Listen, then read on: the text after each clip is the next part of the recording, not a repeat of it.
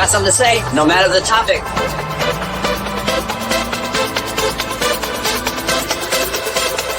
Then come and join us on the Speaking It.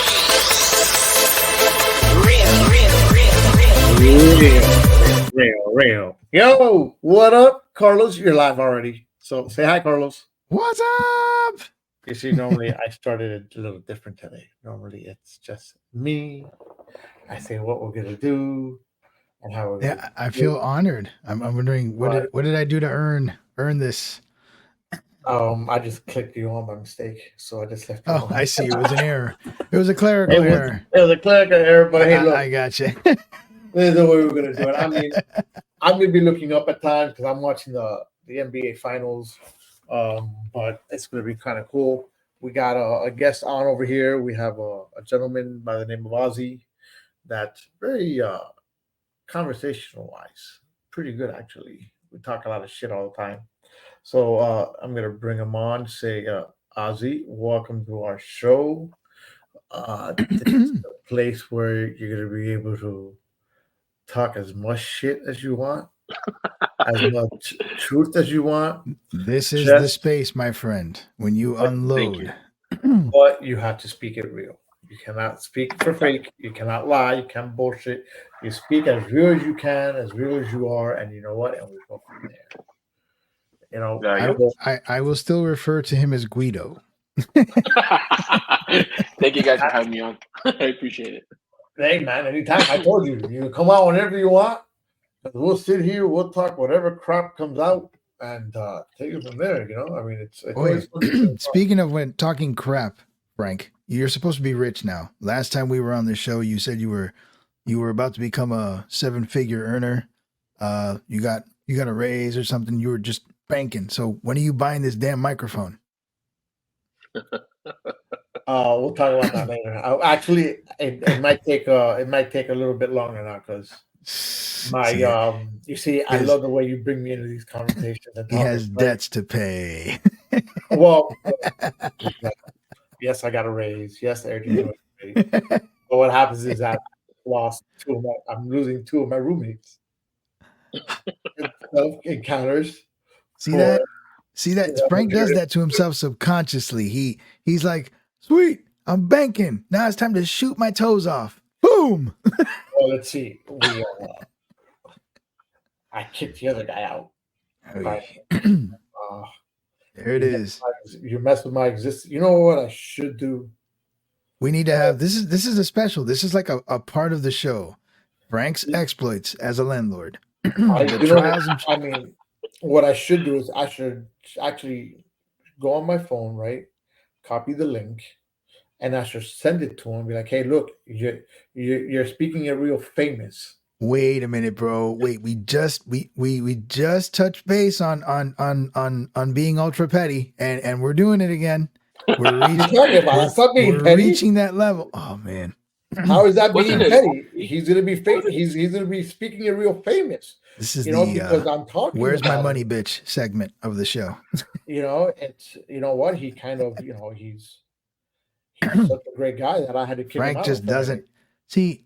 I thought here you adding salt to the wound. This is so beneath you. I thought we were better than this. What happened to the emails? What happened to all that progress? They're still there. What happened to the good Frank? The good Frank is still there.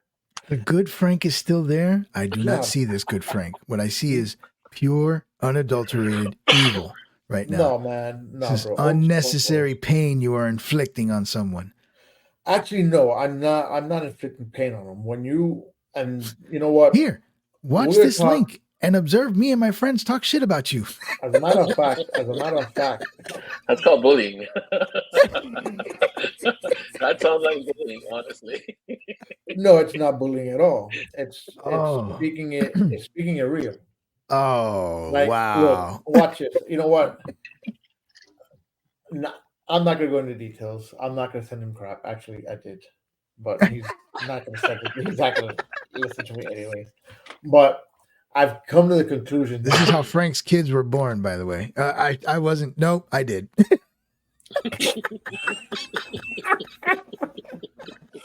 You know what happens is the following, man. Look. And you know what? We're gonna name this segment since we're in June and it's Men's Mental Health Month. That's what we're gonna call this mental health, right? We always got to speak a little bit about mental health, right? When we think that we're kind of doing all this progress, 6 right? minutes in and I'm crying. This is bad. Right, when we think that we're doing all this wonderful progress, Wow. Yep. um, The in seesaw theory, went in the other direction, and you were sliding back, my friend. Sliding back. that's exactly what happened. Because Well, you know what? now that you've already given and given him the courtesy of providing him access to our show, why don't you lay out for us the adventures you had this week, Frank? What happened? Look, long story short, No short shit. Long story. Let us have it. no, man. Look, man, this is simple. I want to hear all of it. Come on. All right, so we know when you mess with me and you keep messing with me, Mm-hmm. I'm gonna get upset. Or before in the past, I would get really upset and I lose my complete shit. Right? This was old Frank. Yes, that was old Frank. Mhm. So I think within the past 6-7 months, a lot of changes, a lot of talk. What is it? What's that book you said? Oh, self-talk. Yes, self-talk. Yeah, a lot of self-talk, a lot of right. books on positive reframing. Yeah, mental reframing, self-talk, mental reframing. It's great stuff. Correct. Just not to interrupt, but I love that book. I mean, even I have been like, you make all this progress and then you slip back quite a bit. But because of that book, I didn't fall back any deeper than I normally would have. That book, good shit. Yeah. No, and that's pretty much what kind of happened to me last week. Right? Gotcha. What happened? I think we did the show Thursday last week. Yes, we did. Okay. We did it Thursday. Probably. Right. So we get off around midnight because that's how we do things, And whatever, I'm laying in bed and I'm like, man, I'm hot. This is about maybe like 12:30, 1 o'clock.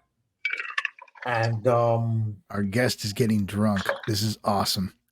Yeah. No, it's water. It's water. It's water. Yeah, of course it is. And yes, Guido, it's water. It's water. And I go outside.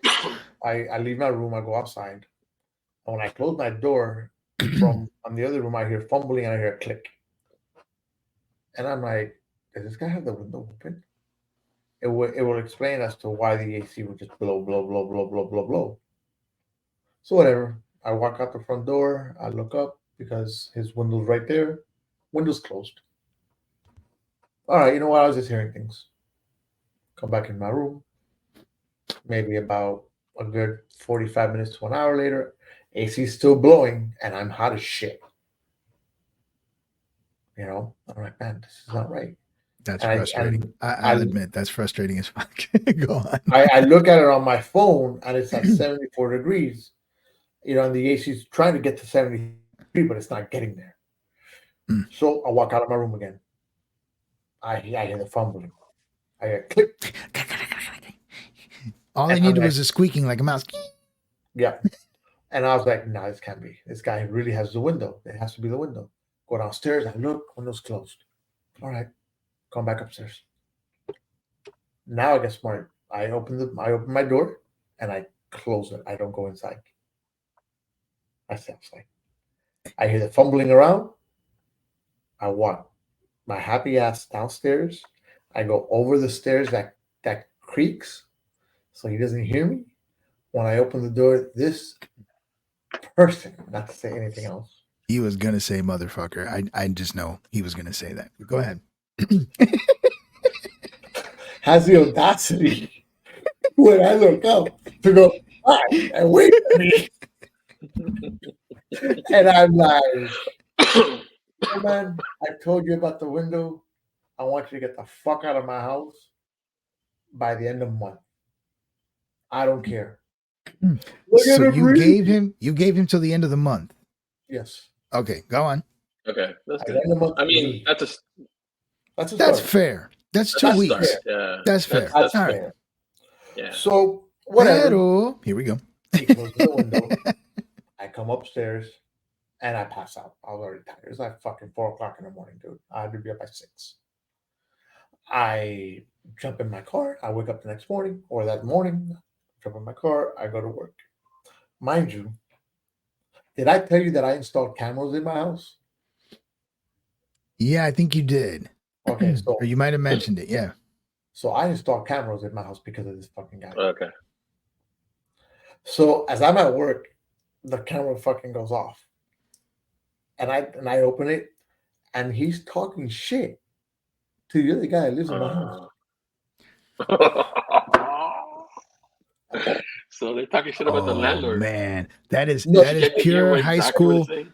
pure high school right there, man. The other guy was pretty cool. The other guy was Hey, like, bro, nah, that man, guy's he's not talking like shit that. about you, bro. And he no, because I heard the conversation, bro. There's no Oh way. yeah. Go ahead. So Mhm. all right, I got you. Dude, I had a whole day of work. A full day of work just with those squirrels going. Ruminating. Oh, that is awful. When that And I'm shit like, just sits in your head, baking and Mhm. and no, stewing. Yeah. it fermented in there, bro.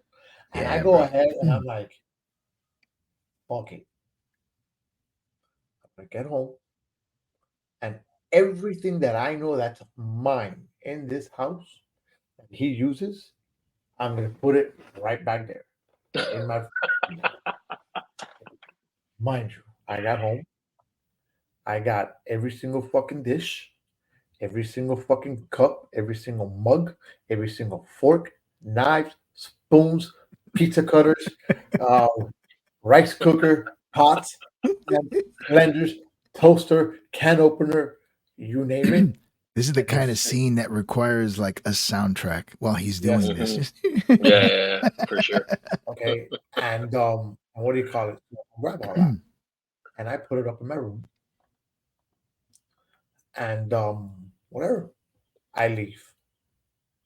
I take my son to go to a party. Yeah. All right. Perfect. Excellent. So he goes to the party, and I'm like, all right, I gotta go back home and get some stuff. And as I get home, I see he has a mess all over the place. So I grab everything and I put it right by his door.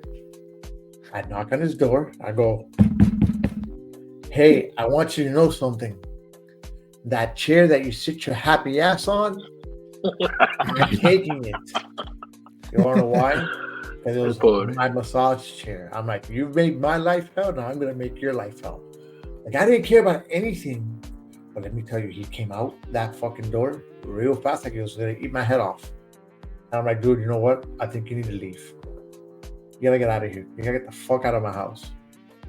I'm already leaving. I said, no, you gotta get the fuck out of my house today. I don't want you here. I don't give a fuck. Oh, but you gotta give me back the month's rent. I said, dude, I'll give you half because we're already halfway through the month almost. So you know what? You're getting shit. You're getting just half of your rent and get the fuck out of my house. Nice I emails yelled. be gone. No, there was no nice. There was no emails. nice There was emails here. nothing. It was get the fuck out. I don't fucking want you here. I don't give a fuck who you are. I don't give a fuck what you do. I don't give a fuck. That's exactly how it was. Get the fuck out. A lot of fucks. Yeah, Yeah, no, man. Self-talk went to shit. That's just Yeah, bro. All that stuff. I want to be a better person last week. You know, I changed my tune. I turned over a leaf. That's all gone. Nah, man. No. Look, it was all gone. All right, because you know what, I didn't black out. I remembered everything I said to him. You know, so that's progress. Yes. The problem Progress. came that I reverted back to an individual, right? To pettiness. I reverted back to somebody that I don't want to be, and this whole thing made me really realize that I thought I was more ahead of the game, or ahead of the feelings and ahead of the mastering of my than what I really was. I mean, I look at it now and I'm like, dude, I took 25 steps forward because I want to say I was about 25%. And then got yanked by the bungee cord all the way back. And then I came back, and then I want to say that I came back about maybe 15%. I mean, it's fine. Let's be honest. Self-talk and that kind of positive affirmation and repetition, it works, but you're still human. It doesn't mean it's going to cure you from like being a dick once in a while. And that's absolutely, it's still fine. It's fine. It's going to happen. Look, so, I mean, and it sounds like, you were putting up with this shit for a while anyway. We've heard stories about this character for quite some time now. He's been he's been a part of our show. Like he belongs. He should have his own square here on the screen at this point. He should. I mean, I don't know if he's listening. I did send him the link because I sent out the link to a group of people, man. But I don't think he's on. I think he blocked me. I seriously doubt he would come on here to listen to this. I mean, unless he's that guy does not have the balls to do that. I think that if I were to do that, speaking of real, will go to shits. Because I think I think it would get the highest ratings ever. It might. Oh, by the way, remember last week I told you that I work with some guy in the Philippines, right? Yes. I would love to talk to him because you said something interesting. I'm like, I'd love to hear what he has to say, but go ahead. He clarified what I said. He's like, I didn't say that, your country's a mess. I go, no, you didn't say it for the sake. He wasn't wrong. Go ahead. That's what I told him. I go, you didn't say it, but you implied it. You implied that we're a mess. And he was just laughing off, but I would love to bring him on here. Yeah, bring him on. Filipino friend, you know who you are. When you're listening to this show, and I know you're going to listen to it because you tell me every single week, tell me you want to come on. Okay, unfortunately, you might be sleeping at that time because it's 10 o'clock in the morning where you're at right now. Bring it. Dude, this guy works midnight show. And all he can tell you about working midnights, Guido can tell you about working midnights, and so can I. I had to change my name because he kept calling me Guido. So I want to make it easy for him. Edit the show. Circling back to what Frank had said earlier about like going backwards and stuff. I think someone said that you learn more through failure than you do success, right? Absolutely. Yes. So failure and success are imposters, right?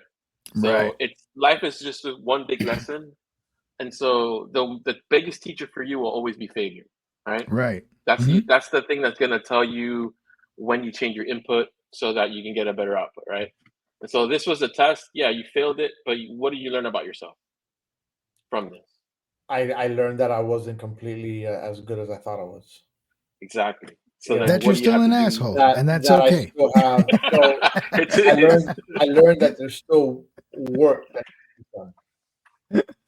Yeah. That it's not just everything is hunky-dory, and that the path that I'm on is a long path. It's not that short of a path.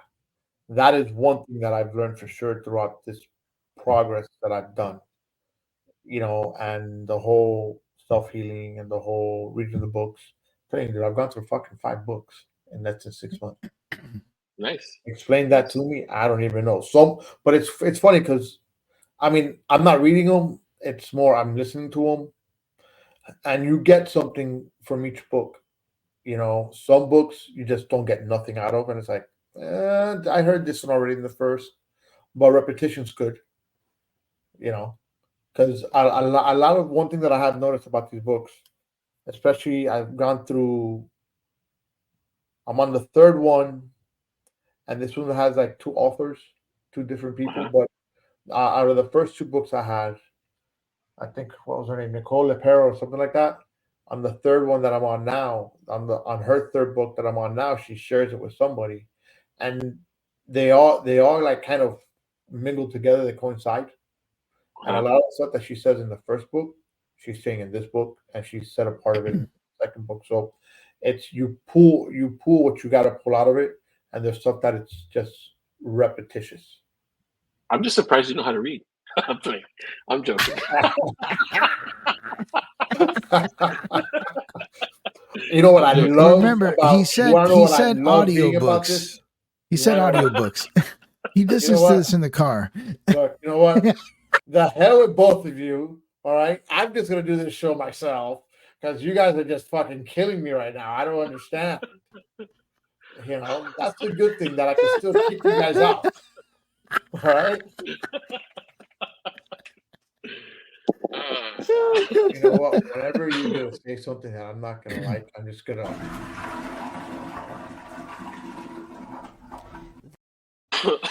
With a flush. No, but it's good. It's good that you're reading. It's good that you're improving yourself. I think we all have some things that we need to change about ourselves, and the easiest thing is to change the body, but the hardest thing is to change the mind. Yeah. And so that is a long path, and I appreciate that you're able to share with us and speak, honestly about, the situation and what you learned and how you're going to proceed forward. Honestly, it's good. Well, look, a little backstory on this show, and I don't know if Ozzy's ever heard it or not, right? I mean, Carlos and I started the show when Trump got kicked out of office, in a sense, right? When he, not kicked out, when Biden won the election. There we go. or depending on how you put it, or Biden I'm not sure the that's election, right either.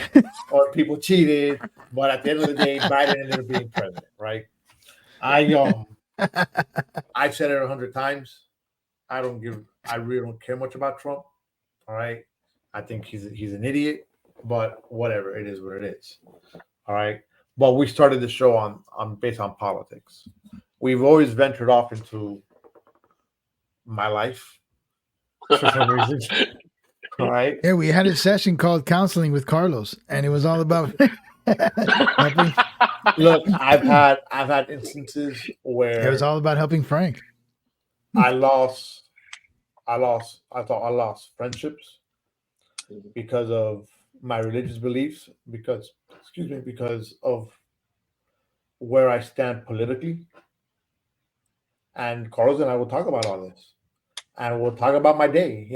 Sometimes I will bring things up on the show that I wouldn't say it was about me, but a lot of people that know me will be like, that's Frank.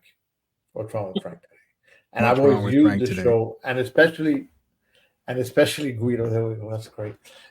And especially now, or the past after we got through, the politics, because there's so much politics you can talk. After we got over that, we started just venturing off into just social issues, mental stuff, and we talk a lot about mental health. And I think this year we've spoken more about it than in previous times. And I think it has a lot to do with, I was always very like, mental health, what are you talking about? I don't get it. Because I never thought I was going through it, and yeah, man. And when you really sit there and you look at it, you're like, man, I'm really going through it.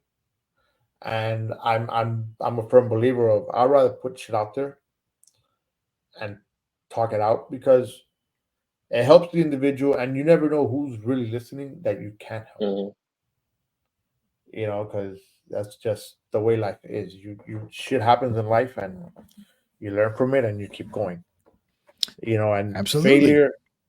Failure is not an option, but it's gonna happen at times, and you just gotta pick yourself up. It's a guarantee. Yeah, so, it'll happen. But that's all good, man. Keep reading, keep doing, keep going, and stop being such a dick of a landlord. Hold on. I already rented out that room. I already got to rent it out. Oh, you already? Oh, I'm sure, man. Rent it out? How much are you charging for a room, honestly? Because you're still in Miami, right? Yeah. You're charging like $2,000 for the room, right? At least. No. Wow. Damn. Right. Yeah. Nah, honestly, depending on, my asking price is 900. Yeah, that's Oh, fair. it's not For a bad. room with house access, bad, that's yeah. very fair. Correct. In Where do you today's live? I market. mean, in Where the do I area. I live? don't want to put. Yeah, I don't want to get you like. By the zoo. Okay, so Do you know where the army base is at? yeah. So you Right, should be around there. fetching at least 1,200 actually. I room? do that if I rent out this. Yeah. If I rent out this room here that I'm in, then I ask 1,200 Oh, because of the bathroom access? because it has a private bathroom. Okay. Ah, Then I'll gotcha. rent that out at 1,200. But outside of that, no. And So- you know what? I like my privacy. I like this room. So there's something called price marketing. I don't know if you guys know about this stuff. Like this is back when I used to be a social marketer or whatever, right? People Okay. honestly have like an opinion about the price of stuff, right? So there's Right. a Spanish thing that says "lo barato sale caro," right? Right. So we can go ahead. We can look at something that we perceive as a lower value based on dollar quantity versus something that has a higher dollar value, right? And then we attribute more value to the thing that costs more, obviously, right? So to that extent, I think that $900 given the market, you might be under, and you're getting. So there's a stigma that goes, and I hate to repeat it, but I don't know if it's more anecdotal than it is factual. There's no Mhm. data that I've come across, but higher rents have had a higher, a better quality tenant usually, right? That's kind of bad to say, but like the more a person who's a better wage earner is more responsible and therefore might be a better tenant, right? Mhm. And so maybe you should leverage that to your benefit, right? So 900 might not be the right area for you because it seems a little low, honestly. Well, That'll be my opinion. possibly. But I could tell you that sorry. I don't want to go too high because there is a big market out here for that. And so when the higher you go, then people are not going to rent. There's So, a I sweet mean, spot. There's a sweet spot. and that Maybe- sweet spot maybe- right now is between 800 and 900 bucks. Okay, because like I don't know, man. Like some of the horror stories that I just heard now. I mean, it seems like up the rent and maybe you can get somebody who's a little more, not as bad. But he might have to wait a little longer too. But Yeah. right, the thing is, look, what happened to me was at the very, very beginning. I not to go too deep into it, but I had some financial issues that I needed taken care of immediately, Right. Okay. Right. and so I was asking 950. The cartels were after him. He didn't have time to wait. So you ate So your what supply. yeah, so what He got happened? high on his own supply. He knew he screwed up. Yeah, He didn't listen to Frank. Frank from the movie. He didn't listen to Frank. And here we So I are. had to rent out the rooms as soon as possible. And the only thing that I did do, which because at the end of the day, my son lives here with me too. Mm. So what I did do was run a background check on both individuals. Oh yeah. That's good. You You have know, to gotta. nowadays. And a funny story though on that. So the first guy that came in, I ran like a super soft check on him, nothing crazy. Okay, very soft. All right, guy has no records. Perfect. All right, and 3 days of him staying here, like, oh yeah, I learned this at the jail. But he said it in Spanish. Oh, I said it in Wow. Spanish, and that's the guy that's still here. That's the guy that's still here. He said it in Spanish, and I remember I left my house, and I have about an hour trip to go to work with no traffic. You had Okay. all that time to think about that one So that comment. whole time that I'm fucking driving to work, I'm like, did this guy say jail? Did he say? Did he say he learned this in jail? No way. No, I No can't. way he said that. He and dude, I got to work. I jumped on the computer and I paid for a worldwide background check on this guy. Mm-hmm. Bad news. I no, bro, the guy came out clean as a whistle. Clean, Oh. clean. The databases that you needed to look at were not accessible. Maybe international. Exactly. No, I looked at international. I looked And everything nothing. Wow. and nothing. And I was like, damn. I mean, it showed everything that he had told me, that he's from Uruguay, that he lived in Venezuela, he lived in Colombia, then he came to the States, and then he went back to Uruguay, then he came back to the States. And I was like, okay, everything kind of adds up. But That is a laundry list of trouble. Wow. yeah, and then I was like, well, I guess the whole jail thing, I must have heard something wrong, and I thought so. So whatever. So I get home from work. We're talking, eating shit, and blah blah blah. And there goes the fucking jail talk again. I'm like, bro, what do you mean jail? I go, I just paid almost $200 for a fucking worldwide background check on you, and I don't find it. What do you mean you were in jail? And he looks at me and goes, I was never in jail. I work at the jail. I was like, That's a good one. fuck me. Had to go back to his self-talk book, be like, I assumed I was wrong. Yes. I made assumptions. I made assumptions Yeah. on someone's You gotta character. pray to the self-talk God. Yeah. That was that guy. That was that But you know one. what? No, consider yourself blessed, I guess, that for the most part, with the exception of one guy, you've had good tenants. Because that can be volatile. That can be a crazy situation. Mm-hmm. And that's just with one roommate. You got what, 3, right? 2? 2. Okay, still. Me, Whatever. That's two other people. 2 other people. Son. Okay. Yeah. You I know, mean, I've the heard horror the stories. hardest part, I'll tell you, it's been good in the sense where it's helped my son, right? Because my son's one that he leaves shit all over the place. Mm. And with these people here, I'm like, hey man, you gotta pick up your shit. And in that case, my son had nothing lying around. The other guy did. So It's amazing, right? The kids will step up when it involves other people, but you? But that's the way they are. That's how we all are, right? I remember when I used to do the same thing to my mom. Yeah, I told my kids too. I said, wait till I visit your house. Wait till I visit your house. Start leaving my shoes everywhere. Finish dinner plates and just leave it all over the table. Leftovers and all. Sitting sideways. Crumbs on the floor.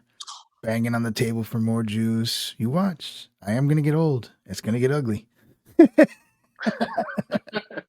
Absolutely. I will relish in it.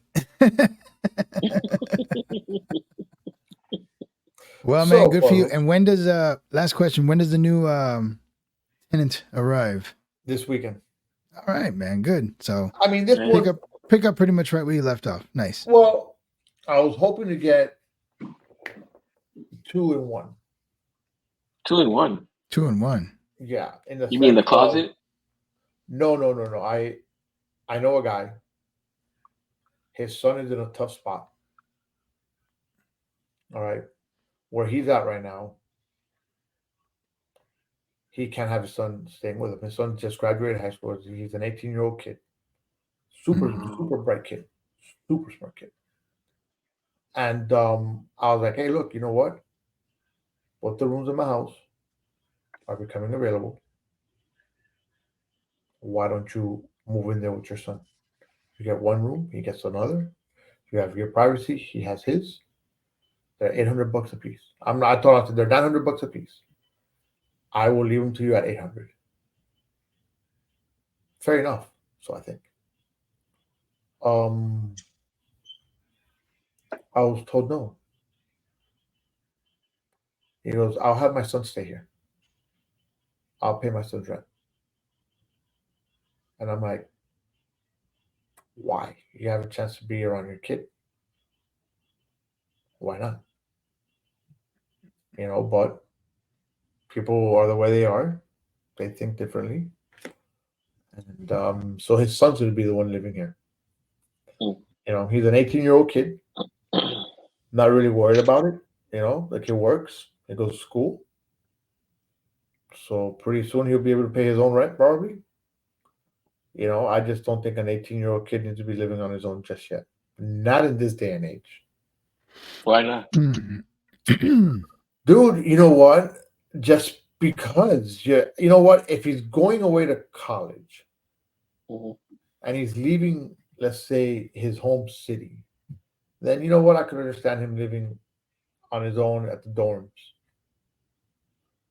But you have a chance to be with your child, something that you haven't been around them, like living with them for a while. You have that chance to do it. Why not do it? Okay. So do you know a little more about the story, the background story that you're saying, stuff like that, or because I'm thinking that that they probably didn't spend enough time when he was a kid. I know a lot of the story that I would not air out.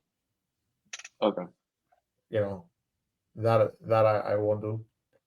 But I think that you're given an opportunity to hang out more with your kid. And this speaks just for anybody, right? Because at the end of the day, I mean, I know you don't have kids, right, Guido, or you do? Okay. No, I don't have any kids. I got furry friends, furry No. children. No, So furry I children- consider those. but furry children don't last long. His What are children you are talking about? I got an 11-year-old and a quadrupeds. 13-year-old, bro. They're all well, quadrupeds. They cost as much as a kid. Trust me. Oh no, I'm sure they do. But like I would tell you this: if I had the opportunity to have my oldest living with me, let's go, let's do it. You're going through a hard time. Let's go, let's do it. I'm gonna help you through it. Right. But don't you think that kind of like stunts a kid a little bit? Because like part of my like adulting, I guess, was facing those problems and try to solve them. Right. I know that the world was different when I was 18 years old versus now, and I guess it's more expensive, right? But you Yeah. have to kind of like metal sharpens metal, right? Steel sharpens steel, and so like you want to have those types of tough times because that's where you're most, I guess, You you do, develop the yeah, most. but you know what? I think that in this day and age, when you really sit there and you look at the situation and you look at kids as a whole, right? Because times are definitely different than what we grew up in nowadays. Mm-hmm. Okay, I think back in our time, our parents would let us go at 18, 19 years old. It was a much different world than what it is now. Kids nowadays will get lost a lot easier than what we would have. All right. And sometimes you got to hold that hand just a little more and you let go little by little as opposed to just saying, okay, bye. Yeah, I think it's case by case. I mean, you can tell whether your kid is going to be resilient enough to handle things right off the bat, or if they have shown signs of struggle growing up, then it's safe to say they're going to need a little extra help after they turn 18. So I think you can get a feel for that as you approach that finish line and see what they're going to need afterwards. Like Yeah, what do you what is it that you guys are looking for, honestly? Because I'm not a parent, so I wouldn't have this insight, and I'm kind of curious to see because it's like, what would be the fine line? Like, is he like more independent, more rebellious? If he's more dependent on you guys, like what's like the criteria that would say, yeah, this person needs a little more help? You can evaluate a lot of things, like school is a key indicator. If they need a lot of assistance in school, they need a lot of help keeping up with and I'm not saying that they're bad students, but they need a lot of help with like keeping up with assignments. They need a lot of help with deadlines, responsibilities. They're just not good at managing their time, their schedule. They're easily overwhelmed. You can see all that stuff just by them going to school. So you got to naturally tell yourself, okay, hold on. If they're doing this now in high school, what's going to happen when you send them out there? They're going to fall apart. So right off the bat, you should already have that sense that they might need a little help after all this. Sometimes they're very adamant. Sometimes they're like determined. They want to prove the world that they can do it. And you don't want to be that person that says, no, you can't. So if you have that situation, you let them. You hope for the best, but you prepare because you're sure you're going to get that phone call where they're going to tell you, I'm having a hard time. Like, yeah, okay, I saw that coming. So I will say this, speaking on about this kid, he does have a real good head on his shoulders. I'll tell you that much. Oh, that's good. That's good. And when you're talking about, I was invited to his graduation by him. And and he wasn't the valedictorian, but he spoke at his graduation. Okay. And we're talking about a kid that's super smart. Do I think that he's gonna crash and burn? Probably not. But do I still think that sometimes they do need more guidance? Yeah. In certain aspects of life. Because it's really, you're throwing a kid out to live in somebody's house. Granted, the guy knows me. But still, do you know me that well enough? No. Yeah, naturally. I mean, I don't think we're sending our kids to go live with random adults. But even in college, like my son, he's living with his roommates, and I told him, I said, but hey, that's different. Exactly. But it's still something he needs to be prepared for. I mean, he lived with either me or his mom, and then I told him, I said, are you ready to live with your friends? He's like, yeah, I can't wait. I said, hey, slow down. That sounds exciting, but you got to understand there's politics. Each one of your friends has issues that you're going to hate. Are you ready to deal with that? Are you ready to deal with the fact that one of your friends may leave towels on the floor? Another one likes to run the hot water out. Third one may not do the dishes. And you are going to have your own share of shit that the other guys aren't going to like. Are you ready to deal with this? It's like, it's hard. Understand. This isn't just you and your boys hanging out now. It's easy to go out with your friends on the weekend, have a good time, and go home. When you live with them, you see it all, and it isn't always pretty. So, and things like that. And then classes, like you got to manage your classes. You got to manage when your assignments are due. You got to study your syllabi, all this. And if you've already seen that in high school, they're kind of having a hard time, then you kind of prepare for the fact that they're going to struggle a little bit in college because it takes time. You let them know ahead of time. Sometimes they'll listen and sometimes they don't. I never wanted to, and I still don't, even with my girls who are growing up, never want to be the parent that tells them don't because you can't, or you shouldn't because I don't think it's a good idea, because my mom did that to me and I kind of resent her for that. But you do have to kind of keep in mind that you should at least let them know every possible difficulty that they're gonna face. And if they still want to proceed, then you gotta, as a parent, you gotta kind of sit back and be like, okay, but and hesitate, because you're gonna get you hope you're wrong, but more often than not, you're not. You're the parent, and you're gonna get that call one day where they're gonna be like super frustrated and just like in the dumps, and you're gonna be like, yeah, this is what I didn't want to hear, but I saw it coming. So then you and then you do what Frank says. You up the support. Like, okay, are you ready to kind of listen now? You willing to kind of like take in what I've been telling you? Do you want to look at things a little differently? And hopefully it works out that way. But again, Guido, back to your original question. You kind of measure it as you go along because every kid's different. Wow. No, because I think that there's a similarity there between your mother and my father. My dad used to do the same thing to me. Oh, really? So yeah, so I was always like lazy in school, right? It wasn't Hmm. because I was smart. I mean, not because I was not smart, No, right? I get it. I get it. I get I smart just people being didn't. lazy. Did you just call Yeah, yourself I just. stupid? Huh? What? No, he called Did, himself lazy. Yeah, oh, I'm saying yeah, lazy. When you're not So I oh, used challenged to. enough at school, it can bite you in the ass. It can. Uh huh. Yeah. So my sister, she was like an overachiever. My sister Maria, and she would get straight A's and straight A's. And I remember one time, like, it was in elementary school, and she got a B or something, like in fifth grade, and she almost had like a panic attack, like you know what I'm saying? It was the first and Yeah. last B she got, and she was like a meltdown. And I saw it, and I go, I don't want that to happen to me, because my parents would like, oh, like it was always like this pressure for her to succeed, because my dad would put all this pressure on her, saying, you're gonna take us out of poverty, you're the one who's gonna be the star, Wow. yeah. He And so it said was like, that? yeah, you're gonna be Oh the my one who's God. gonna you're gonna be the only doctor in the family, yada yada yada, right? And it's all this pressure on my sister, right? And then she's feeding the pressure, like she's like what, 12, 13 years old, right? That's Going ridiculous. through, That is so and it's like, crazy. right? And so I saw that, and I'm thinking, no, I don't want that. Like, I don't want any of that smoke, right?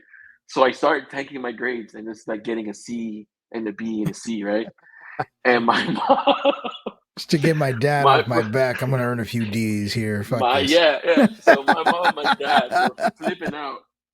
Like, and then literally my dad was telling me, I think you're retarded. Like, I think you have like a learning disability. And I'm like, No look like, shit. who's here. Look who's here. Hold on, hold on, hold on. I can't be distracted by the great one who has arrived here, Carlos. So yeah, Guido, bro, that's kind of crazy, man. So see, my issue yeah, was growing up. Um, I was very into music, and of course, you know, So if I wait, don't know how old we you are, Guido, we got a but question for Guido. He's about our age. all right. Guido, yeah. So they're She's right. asking, how did your sister end up?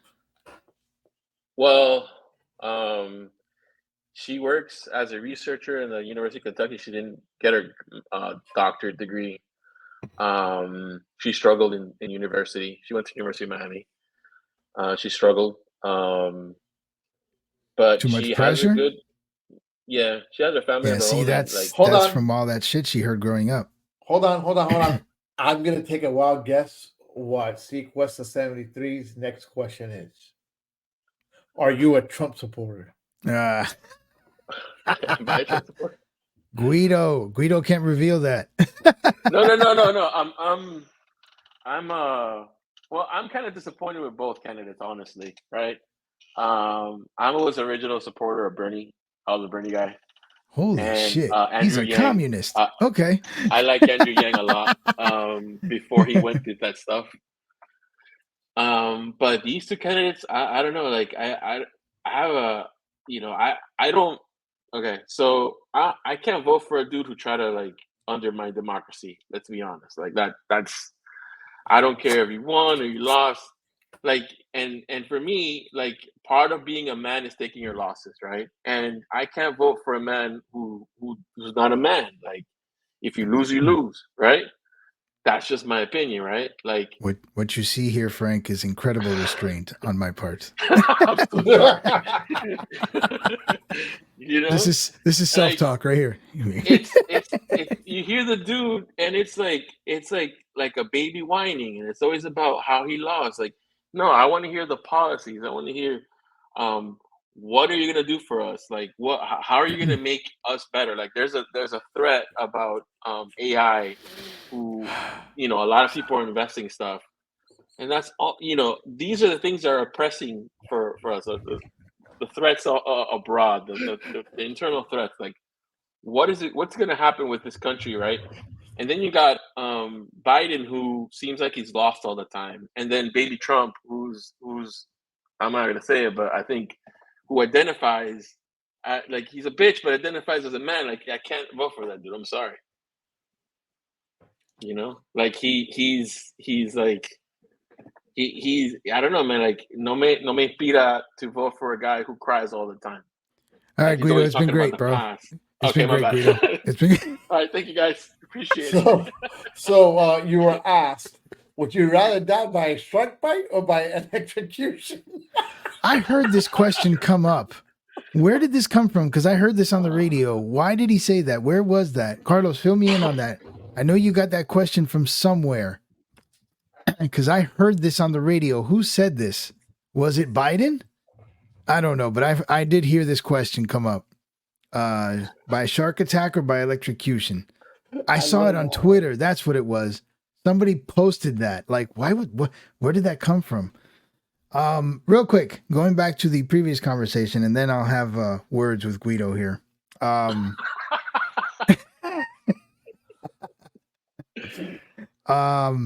So your sister, real quick, because Carlos showed up and kind of derailed us. God damn it. He doesn't do that, doesn't he? So you think there's a lot of that pressure applied? Hold on, don't post that. Don't post that. We'll get to it. A lot of your sister's struggles in college came from your dad. So like, yeah, I was into music a lot, and since you're in our age group, we grew up with a lot of like those rock bands and metal bands back in the day. And I was playing bass and everything, and I wanted to continue. And my mom just like, no, you cannot. I forbid it, blah, blah, blah. I ended up going to college and got an education degree. And I always look back at that, man. Like, I've tried to write music. I even DJ'd for quite a while. But I never had the, what's the word I want to use?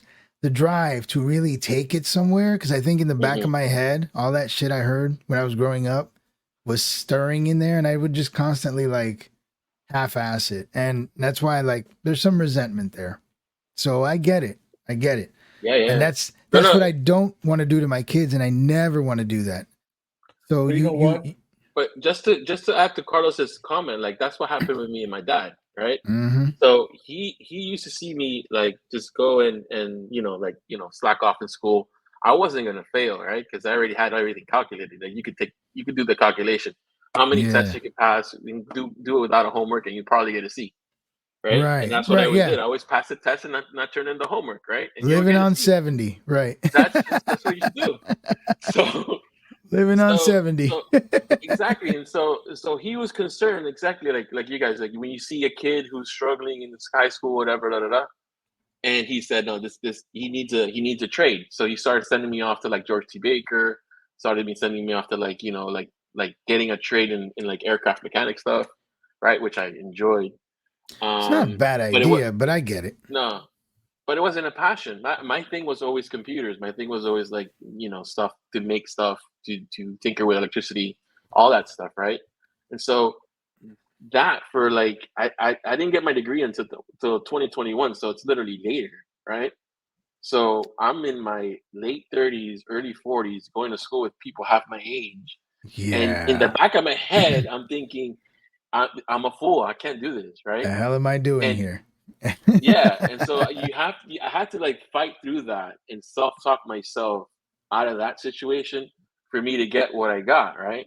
Right. And and it's you become more appreciative of your experience based on like the stuff that's happened. So me and my dad, we talk now, and he was telling me, yeah, you did it by yourself, you did it on your own.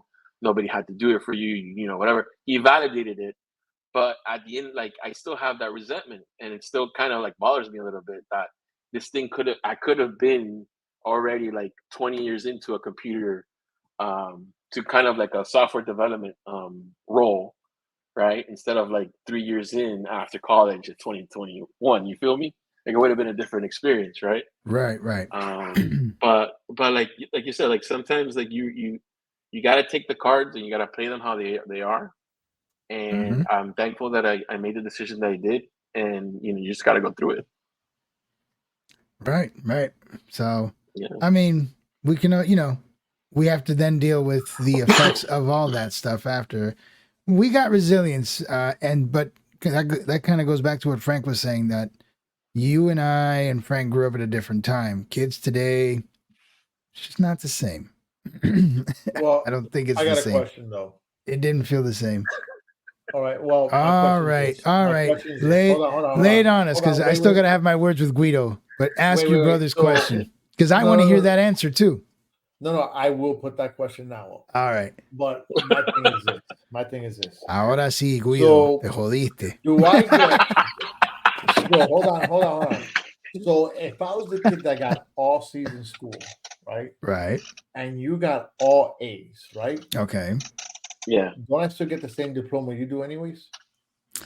You do, but you do have less options with colleges. You probably scored less on tests than I did.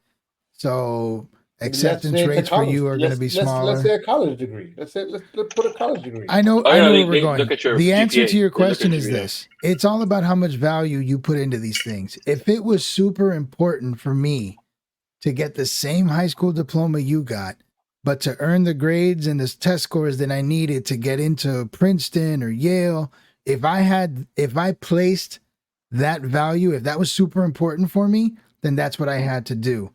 It doesn't make your accomplishments any less, but you probably look at it and say, I don't need to fucking go to Yale, whatever. I'm going to Miami-Dade. And you were happy with it. And that's fine. You know?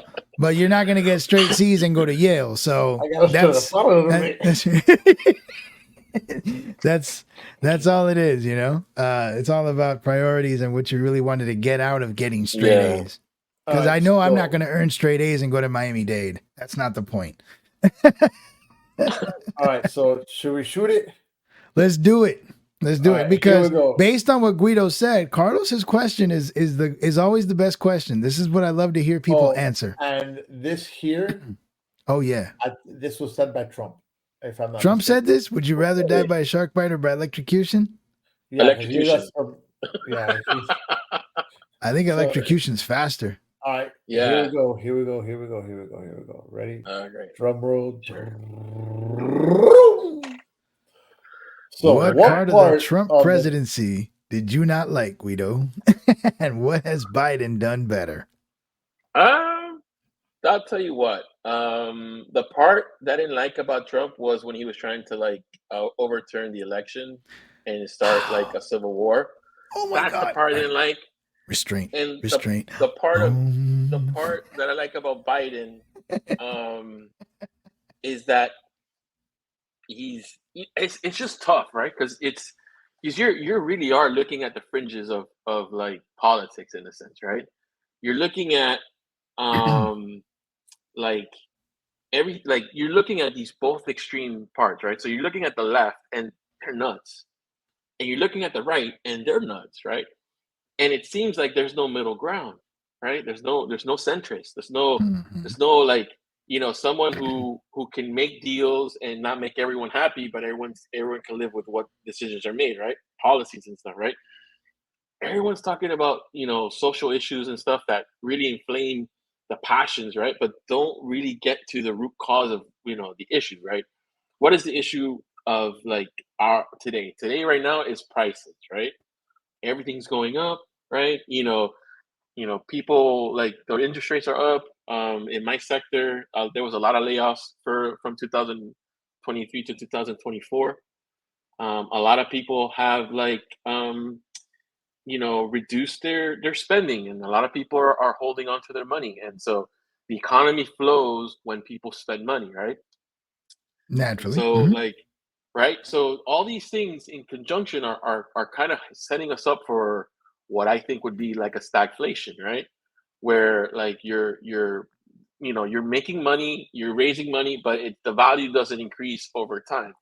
It's like $1 and $1.25 will be the same from here in 3 months ahead of you, right? Right, So because we're spending like crazy. Exactly. So, and both parties are not willing to really solve issues, right? Both parties are not, right? Because Biden could have done what he done in the border if it was a big issue, like what he did a couple of weeks ago. And the Republicans had everything on that bill for the border that they killed, and they let this guy, the senator, hang, right? Because Trump wanted to be the one who wanted big baby wanted to be the one who signed it.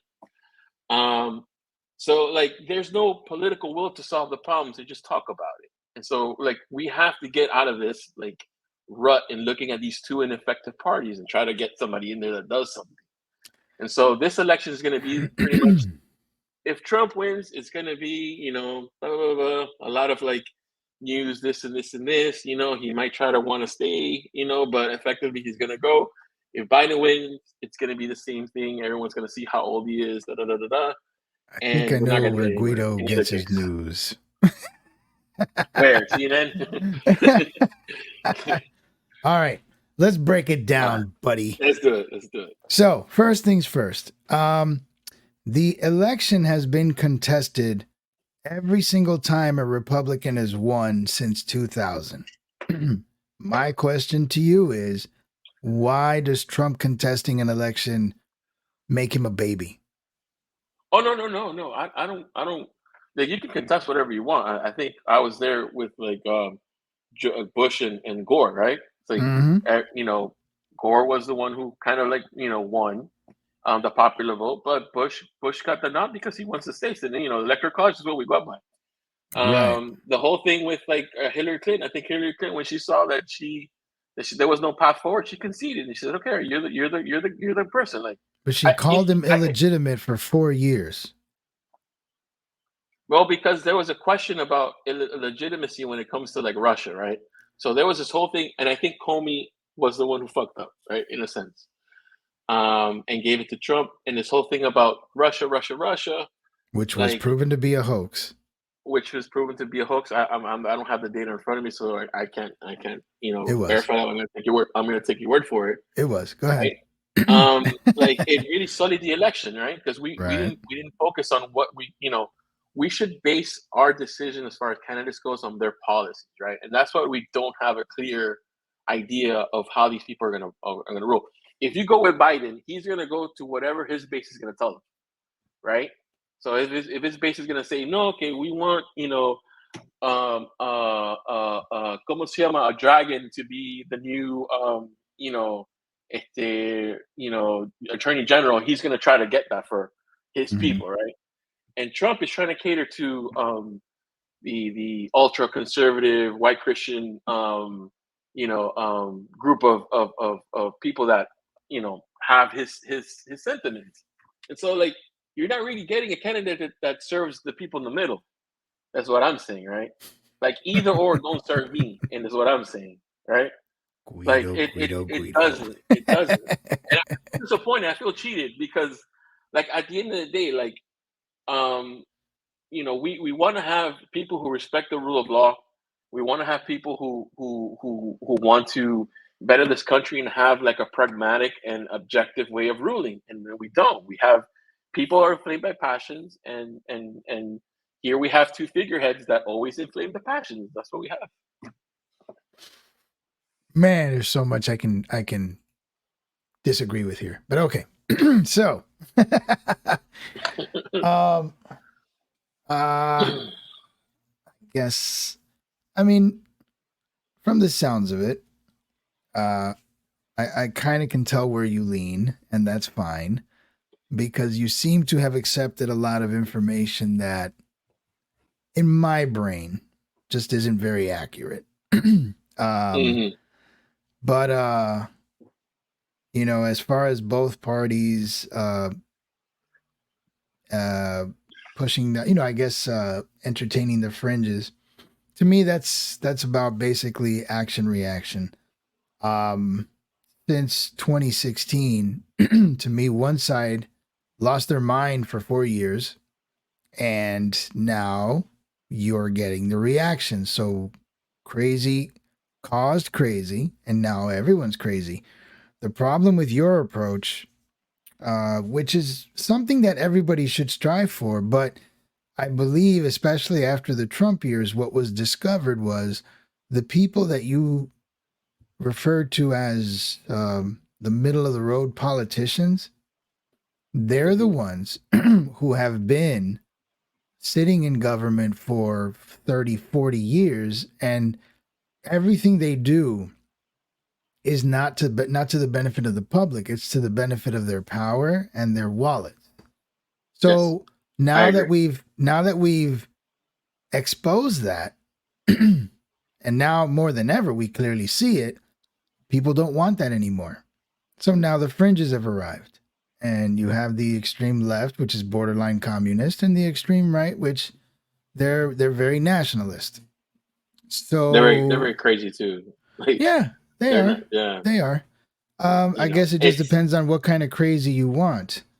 mhm. Now, in my book, I can't accept a group that is okay with monitoring speech, censoring people. I don't care how bad you have to, whatever it is you have to say. No one should ever be silenced unless you're making actual threats.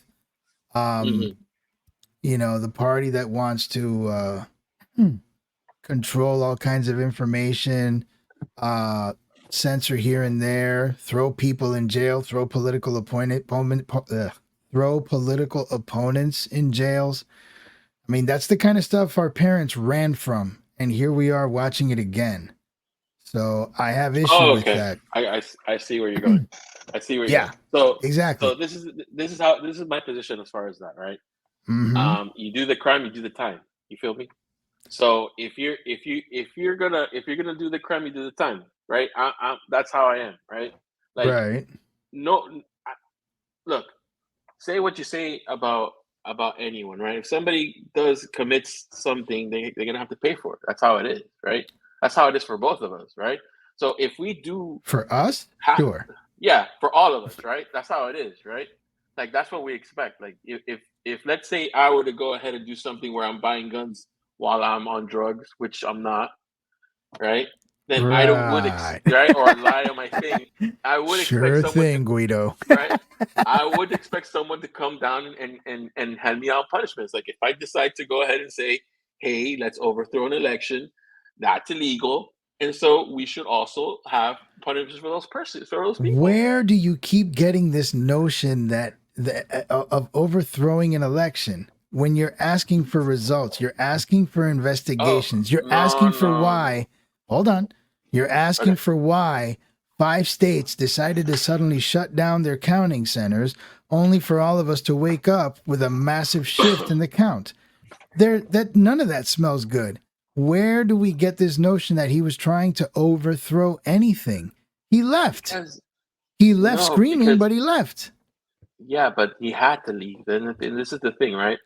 If you're gonna go ahead and you go through the court system and you have 63 challenges and your appointed judges are saying, hey, there's nothing to hang your hat on, then you take your losses and you do what everybody does and say, hey, I'm gonna wish my other president well.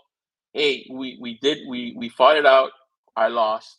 I'll come back the next time stronger, right? But if you start doing where it's like, hey, I'm January 6th, we're gonna go ahead, we're gonna have a party, and then we're gonna walk to the Capitol, like you're inciting people to Peacefully and patriotically. He's another one who forgets you the key feel me? words. Like no, it's I saw it with my own eyes. Like, it was an embarrassment, honestly, because I was looking at that and I was saying, wow, like these people came in and they trashed the Capitol, right? And they're literally sacking something that hasn't been sacked since 1812 when the English did it, Did right? you see all the footage that came out afterwards?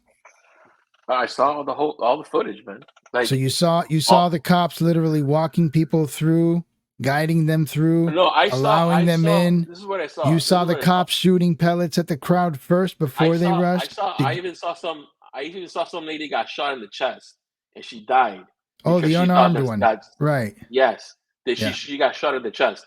Yeah. I saw a cop being squashed between two panes of glass. I saw some people using the stick as battering rams, saying, "Hey, we're usually for you guys, but you're in our way." Um, it's a I'm sorry to say it, but it's a stain on someone's reputation, right? And so they have Yeah. to kind of own that. You feel me? Right. Like that's a I just question for don't think me. I don't think that event was as clear cut as we're making it seem to be. A lot of the post footage seems to show that there was a lot of help and guidance going on throughout this quote unquote insurrection. Nobody was Uh, armed. Nobody was armed. You had cops literally opening the doors, and you even had yeah, it was masked funny. Yeah, they were. I mean, you can look it up. Walking them through the rotundas, like here, this way. Have a nice day. I mean, Yeah, but it's hazy. It's hazy. if you're breaking glass, right, and you're literally repelling yourself from the roof in full tactical gear, right, trying to look through papers and say, "Oh yeah, this guy Ted Cruz, he's with us." There's nothing patriotic about that. You feel me? Right? There's Ted nothing. Cruz. There's Okay. nothing. Yeah, there's nothing. There's like it's an embarrassment, right? That's something that we all have to own, and so you had the same problem in, I think, well, not to the, well, almost to the point of people invading the capital in Brazil, right? But Mm-hmm. the difference that Lula did, right, which Biden didn't do, right, which Nelson Mandela did when he won the election in, I think, in '94 in South Africa, was that you unite people, right? Lula went and grabbed his left and his right, and they walked along the Capitol together. And Bolsonaro is in Miami in exile, right? And he was the Trump, Brazilian Trump, that he was like, the COVID is a hoax, and got COVID and almost passed away. Um, that's what we should have done with Biden, and with this uniting of these fringes and saying, you know what, our passions are inflamed, it's over, right? Trump conceded, right? It's a peaceful transfer of power. That did not happen, right? So, and that's what I contest with Trump. You feel me? Well, what I contest with Biden is his running of the country as a whole, right? He's letting a very small segment of the left wing dictate his policies, and he looks wish-washy and flip-floppy. You feel me? I don't appreciate that they're espousing, and they're trying to tell former President Trump that he didn't have the powers to go ahead and seal the border, and yet all of a sudden, magic hands, Biden all of a sudden he has executive power to seal the border. So Yeah, they let in enough people. They can do that now.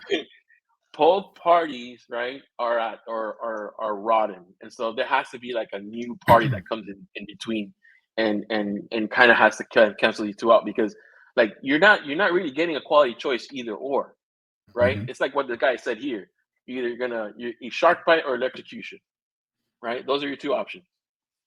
Take one, because you're both gonna end up dead, pretty much, right? Well, I don't know. We'll see. We'll see where we end up here. I can. The only thing I can attest to is this: no matter how much crying he did, no matter how much overturning he tried, I use heavy quotes on that. Yeah. Life was great before COVID, and that was under the baby. And I'm more than happy to have the baby back with his tweets and all the bullshit.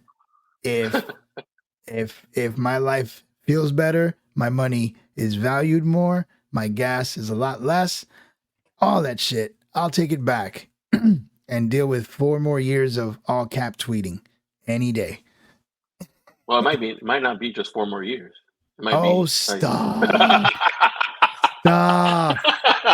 Oh my God. I It mean, could if be the he last start, election. if they start, and you know what, it's going to be similar. If I were him, I'd start throwing Democrats in jail too. Why not? What's good for the goose is good for the gander, right? It's I just, mean, the thing is that who's going to be the bigger person? Because like if we start ending up in like in back and forths, right? So it's like, oh, so they threw our guy in jail, right? Because yes, he did stuff, but let's pretend like he didn't. Then we're gonna make up, charges for this guy, even though he didn't. And so it becomes like a I'm gonna get him. Okay, 4 more years. I'm gonna get him. Like it doesn't benefit the public. It's just show, right? And so it's almost like the same conversation when they have about, like, when we had earlier, I think, when we were talking about the chaplain in school, right?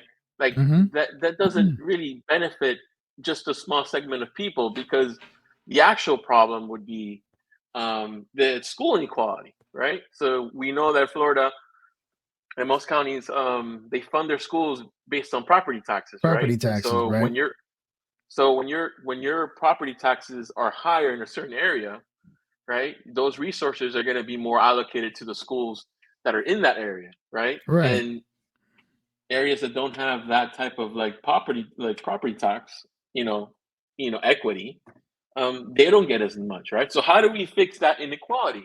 And we give people a fair shake in education. So those are questions that we want answers to, not hey, who's the chaplain, or what's those are things that kind of concern me as far as like what the social conversations are, right? Because that's the things that are going to solve our issues. It's not like liberal tears and red hats. It's how we take our most precious resource that we have, and we level the playing field for everyone, so everyone has an opportunity to be the best versions that they could be. So the problem you're running into is the fact that what you're hoping for is the battered wife syndrome, and that's not going to happen.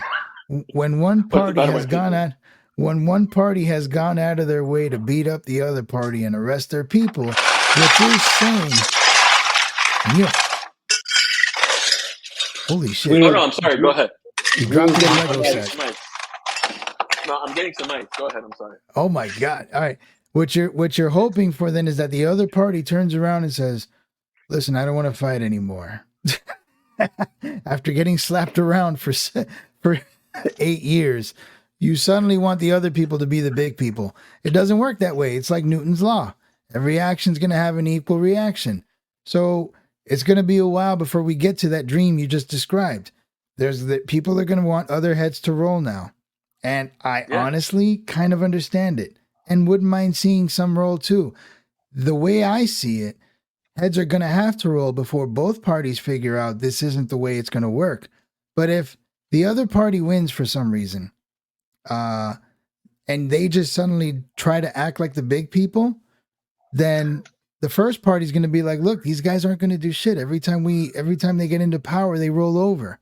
So when we get back, we're going to continue doing what we've been doing. It's like anybody, like the schoolyard. A bully doesn't stop until the other one stands up. So no, you're right. It's not going to happen. It's not going to happen. The first and go ahead. But what I'm saying is that I say this, right? I ditch both left and the right, right? Just ditch them. It makes no sense why you have blue and red if they don't serve anyone, right?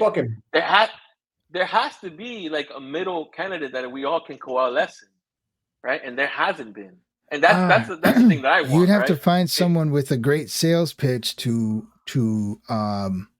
so I think the whole thing's been tarnished though. It's like you said, we have the left, we have the right, and because the left and the right used to at least appear to get along, what we had was years of money mismanagement, corruption, and all sorts of crap. That's what they call the uniparty establishment. That is the middle. And those people are now exposed as nothing but a bunch of money hungry, power hungry, careless politicians. So people are tired of that position that you're describing. I'm not saying you're wrong. I agree. But for years, that's what we depended on. And for years, that middle position has eroded into what has been exposed. So now we're like, F it. We're going to go to the fringe because the middle has led us to this path of nothing but constant wars and constant spending. So, no, I don't know. I mean, yeah, it would be nice to have the knight in shining armor be like, I will unite everybody. And here's the problem. We did have someone who fed us that bullshit in 2008. That didn't work because he lied. He didn't unite squat. He didn't unite crap. So we tried that.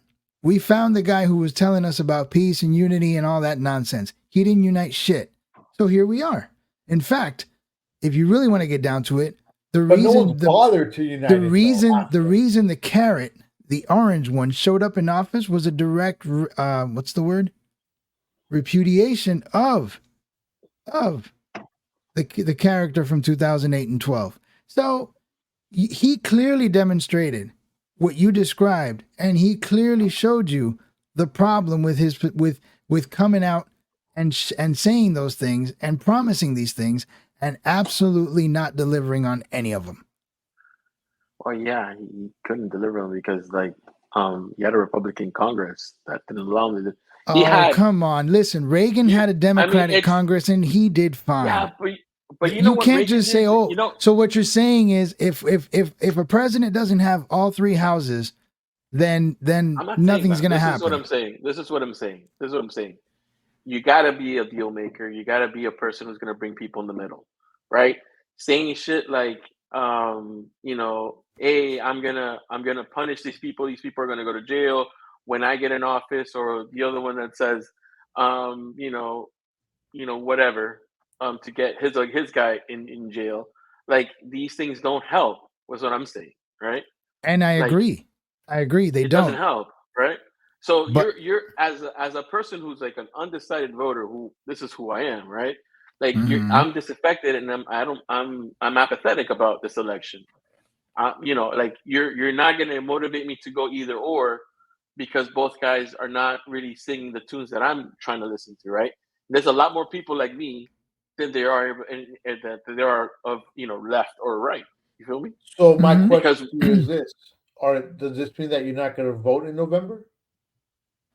I might not, honestly, because like it doesn't really make any sense. I mean, I'm not with all the policies as far as the Biden administration has. Like I'm about policy, right? And so the stuff that this guy, his rhetoric, or, what is it, pants on fire? This guy, what's his name, Trump? Like he's always like, I see him as like no hombre. You feel me? Like he's crying all the time. You got at one point in time, you got to stand up and be a man and say, okay, you know what? This is what happened. Hey, I'm going to deal with it, right? And let me talk about policy. Let me talk about what I'm going to do for the country. Let me talk about this. And otro viejo, he looks like he's too old to even, like, I'm pretty sure he looks too old to be in office, right? Like, So I he, don't feel comfortable having him so he in the sold. next He 4 years farts and because, shits himself. yeah, you feel me? Because and his policies are not really the same. They're wish-washy. Yeah, we're going to secure the border. Oh, I don't have the powers. All of a sudden, yes, I do have the powers. So it doesn't. These things don't pass the smell test, right? And so So go ahead. Go and ahead. I'm sorry. so Go finish. Mhm. what we had in, like, when we talk about Reagan, we talk about, like, these were like people who believed in I guess what the Constitution actually meant, and believed it beyond their party affiliation, right? And so that's what we lost. We lost the honor of that como se llama, that office. We lost the prestige of it, right? And now it's just a bunch of clowns like running the clown show, right? Whoever's in office is never going to. I'm not going to be taking these people seriously because they're clowns. When you see C-SPAN, you see these people talk, like the politicians, and how they, like, these people are clowns. Like, I can't take MGT seriously, just like I can't take AOC seriously. You feel me? Because they're not speaking like things that really affect me: prices, policy, as far as like social issues. Social issues don't really affect me as much as like the economy, right? Stuff that happens locally in my area, right? Um, Well, you're not going to expect MTG to deal with your local issues. That's not their job. I'm just saying. I'm Mhm. just an example. Like, Okay. it's not something, like, I think both parties are corrupt, and it's time for something new. And I hope that maybe 10, 20 years down the line, that we can get over this two-party system, and get something more like in Europe, where you have like a coalition. Well, then maybe that'll happen. I'm not against it. I know the excuse or the reasoning for having the two-party system is that so you don't elect fringes within the coalition. Because if you invite more parties, then you start getting some of the crazies. But they should Yeah. have another party. Say what? They should have more parties. They do. They just never get funded or invited to anything. There's independents, there's libertarians, there's green parties, there's communists. They're out there. They're all out there, and they all run, but they don't get funded. And so the big parties set up the rules to where they're pretty much like the stepchildren that nobody wants to hear about. All right, what is Carlos saying about the Communist Manifesto? I love this Oh, guy. yeah. Marx describes a utopia of a world and society where everyone and everything is equal.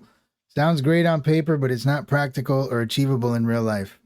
Yeah, Of course, Yeah. because there's always a Yeah. ruling class. That's the problem with the Communist Manifesto. Somebody has to rule, and once you have a ruler, you have someone taking advantage of everything, and it never Yeah. works out.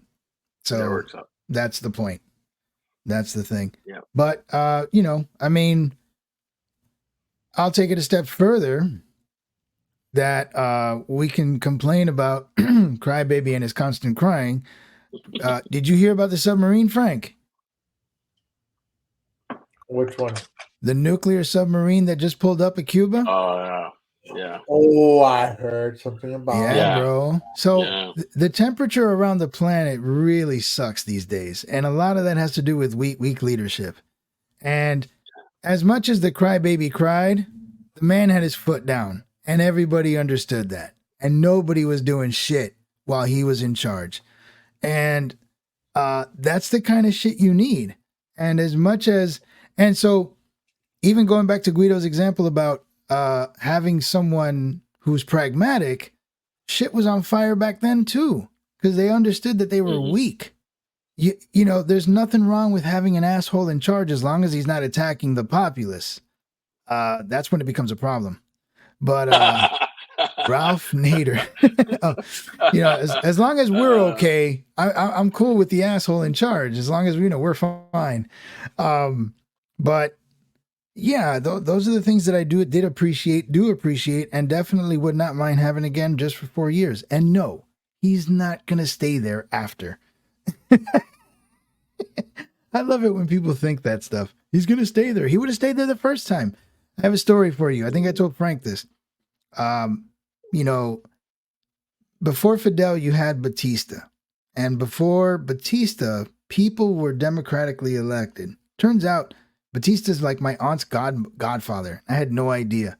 But that's how basically problems began in Cuba, because after his term, he stayed. So he went from elected president to dictator. Point being, if Trump really wanted to quote unquote stay, his ass would have stayed there after 2020. He's not staying. So there's not this notion that he probably won't leave if he gets back in. Hogwash. Garbage. That's just my 2 cents though. Not happening. Well, not happening. The man's gonna go. What he needs to do is find himself a VP that can continue on his policies afterwards, but he ain't staying. He ain't staying. That's just my 2 cents. He ain't staying. Look, he's gonna leave. He might not even finish because he's getting old too. I mean, he's sharp as a tack compared to Biden, but he's up there. He might have a stroke halfway through for all I know. I mean, we got to be real.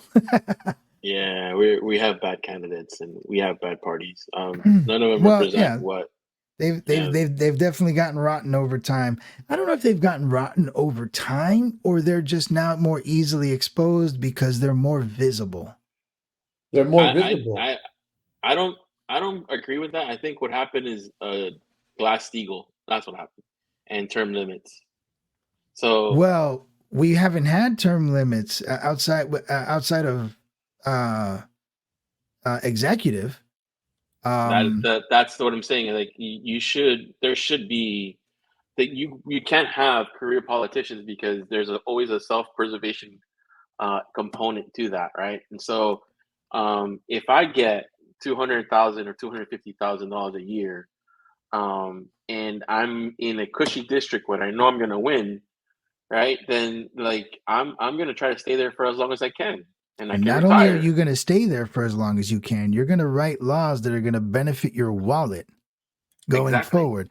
Exactly. Yeah, and that's the problem. Corruption. And it's a corruption. So what should happen, right? And if honest politicians were honest and people in there weren't corrupted by the power that you have as an official, then there should have been something where every senator and every representative can only serve 2 terms at most, or 4 terms at most. Yeah, I always thought the magic number should be 6 terms if you're in the House and 2 terms if you're in the Senate. That's 12 years either way. That's good enough. That's a decade. And then you're out. And then get the money out of politics, right? Right. Like get the lobbyists out, so that the people the politicians are really beholden to the people, right? So right now the politicians are looking for ways to keep in power, which is like the gerrymandering thing, right? So I know that, I have a county here, they're gonna vote for me, right? So In this half of the county and in this half, right?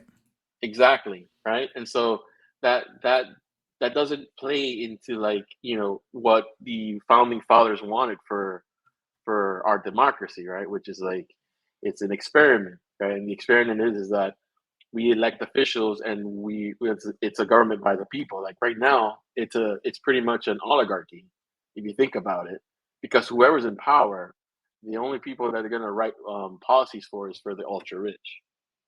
It doesn't matter if you're a Precisely. Democrat or whatchamacallit. No, it's all about lobbies. Yes, and Yeah, so it's all about lobbies. one of the things that kind of struck me the most is that AOC was, and this is, I think it was in the New York Times, was considered one of the most ineffective politicians there is, just like MGT, because they haven't passed anything. So her and Lauren Berber are pretty much on the same level. They don't pass anything because their ideas are too fringe. And these are ineffective politicians, right? And so Mhm. they're the ones who have, like, literally the megaphones, and they're driving people to these edges, right? But they're not doing their jobs, and they're going to be there for a while, right? They're going to be there for and collecting good amount of money for it, right? And so how do we limit that? How do we curtail some of that Hmm. that staying power into where we're recycling these people, in and out, and they don't get any funding from anywhere else. What you're asking is, how are people going to set up rules that eventually terminate their job? Yes. Yeah. Yes. Now, I Yes. actually heard, I don't know if it was Ted Cruz or Mike Lee or somebody, some Republican senators, plural, actually did propose term limits. Like, it's officially there. But it's they're it'll never, Yeah. proceed, and because you can't expect these people to write up a rule that's gonna end their Yeah. career. It's And it's like so, it's like being asked to work until you don't have no more work, right, right? right. So that's a problem that I don't know if we're ever going to get over. I mean, I hear more and more politicians talking about it, but again, it's not making its way through.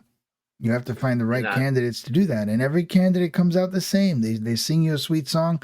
Frank and I were talking about this last week about, politicians who sound sweet. And that was one of the criticisms of Trump. Like, oh, I just can't stand how he sounds. I'm like, it's the people who sound sweet are full of shit, though. So And so, you just said, and it took me a minute to kind of get everything and looking at everything, right? The mhm. Russian ship that's in Cuba, right? Yeah, the submarine. All right. So, right. Number one, there's four. Oh, there's There's 4. four Wow. ships. Hey, Yeah. there you go. There's Yeah. 4. Okay. But Yeah. you're making it They're not nuclear. like this is something new that goes on, and because Biden is there, it's happening because he's there, right? That's Mhm. that's So what are you're you making telling it me sound like. we routinely get Russian submarines near our waters? Cuba Nuclear hosted submarines? Russian naval exercises are nothing new, having being held annually between 2013 and 2020 Oh, so yeah. Where So though? in Cuba, in the Cuban waters. What I There, heard though was that they were right outside Florida for a while. well, fuck. I mean, dude, you're fucking 90 miles away. So you're Bro, the 90 last time miles we had away. that You're kind fucking of outside of the Florida, last dude. time, nah, you can't be that close to Florida. Pablo, you fucking fart. They're gonna fucking smell it over there. It's 90 miles away. yeah, What the you, fuck do you you could take a expect? boat from No, Cuba to when Come I Florida. on, what dude. I saw was they were close to like Titusville, like in that area, in by the center of Florida, off the ocean, not by Cuba. Now, say what you will, I don't know. That's why I said this is Maybe the they got first lost. look. All I'm doing is hearing. I'm basically just going off what I heard. If it's been Yeah. going on since 2013, nobody has cared about it then until now for some reason. But Mhm. now all of a sudden it was a big deal. And I don't know if it's just exercises. Were there always nuclear subs involved? There's always exercises. There's naval. No. You didn't answer the question. Were there always nuclear subs involved? This story doesn't say so. There's All right. naval So exercises. for all we Now, know, but there we is could no have had a nuclear Russian weapons paddle boat on by Cuba and call it a Russian exercise. We don't know how big or how severe Okay, of a but it Russian doesn't exercise mean- you're talking about. Okay, I but heard that those boats aren't nuclear though. Like exactly. I heard yeah, they those were. boats are coming in. No, yeah, There's that was nothing misinformation apparently. There's nothing. Okay, Yeah, no, they're nuclear boats, but there's no nuclear weapons. Nuclear on them, yeah. Okay. Because that'll be So that is because why that's a treaty since 1950 something. that is why So the United States is not declaring it a like a there's a real treaty. big concern, right? Yeah, they're watching. Right. They're watching. Like the Chinese spy balloons. Those weren't a big deal either. I get it. No. But the Chinese spy balloons has been going on when Trump was around too. No, Yeah, they right. weren't actually. Yes, they were. Dude, I heard- we did a story on this. Carlos. Oh, wait. He Yeah. wasn't. What was the story with that one, though? There was something to that. Okay, we did a story on the spy balloon. There was back something in to that. 2022. Yeah. 2022. So,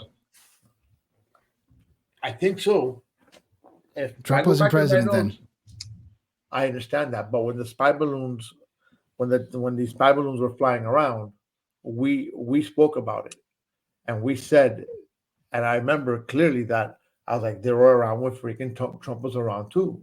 The thing is that everybody fucking that loves Trump and all these fucking Trumpers, all right, and Russian- any little mhm. thing that Biden fucking does or something happens during Biden's watch, all eyes are on Biden. I'm not saying that Biden is fucking great because he's not. I think he's a piece of garbage as a president. But you know what? What's fair is fair.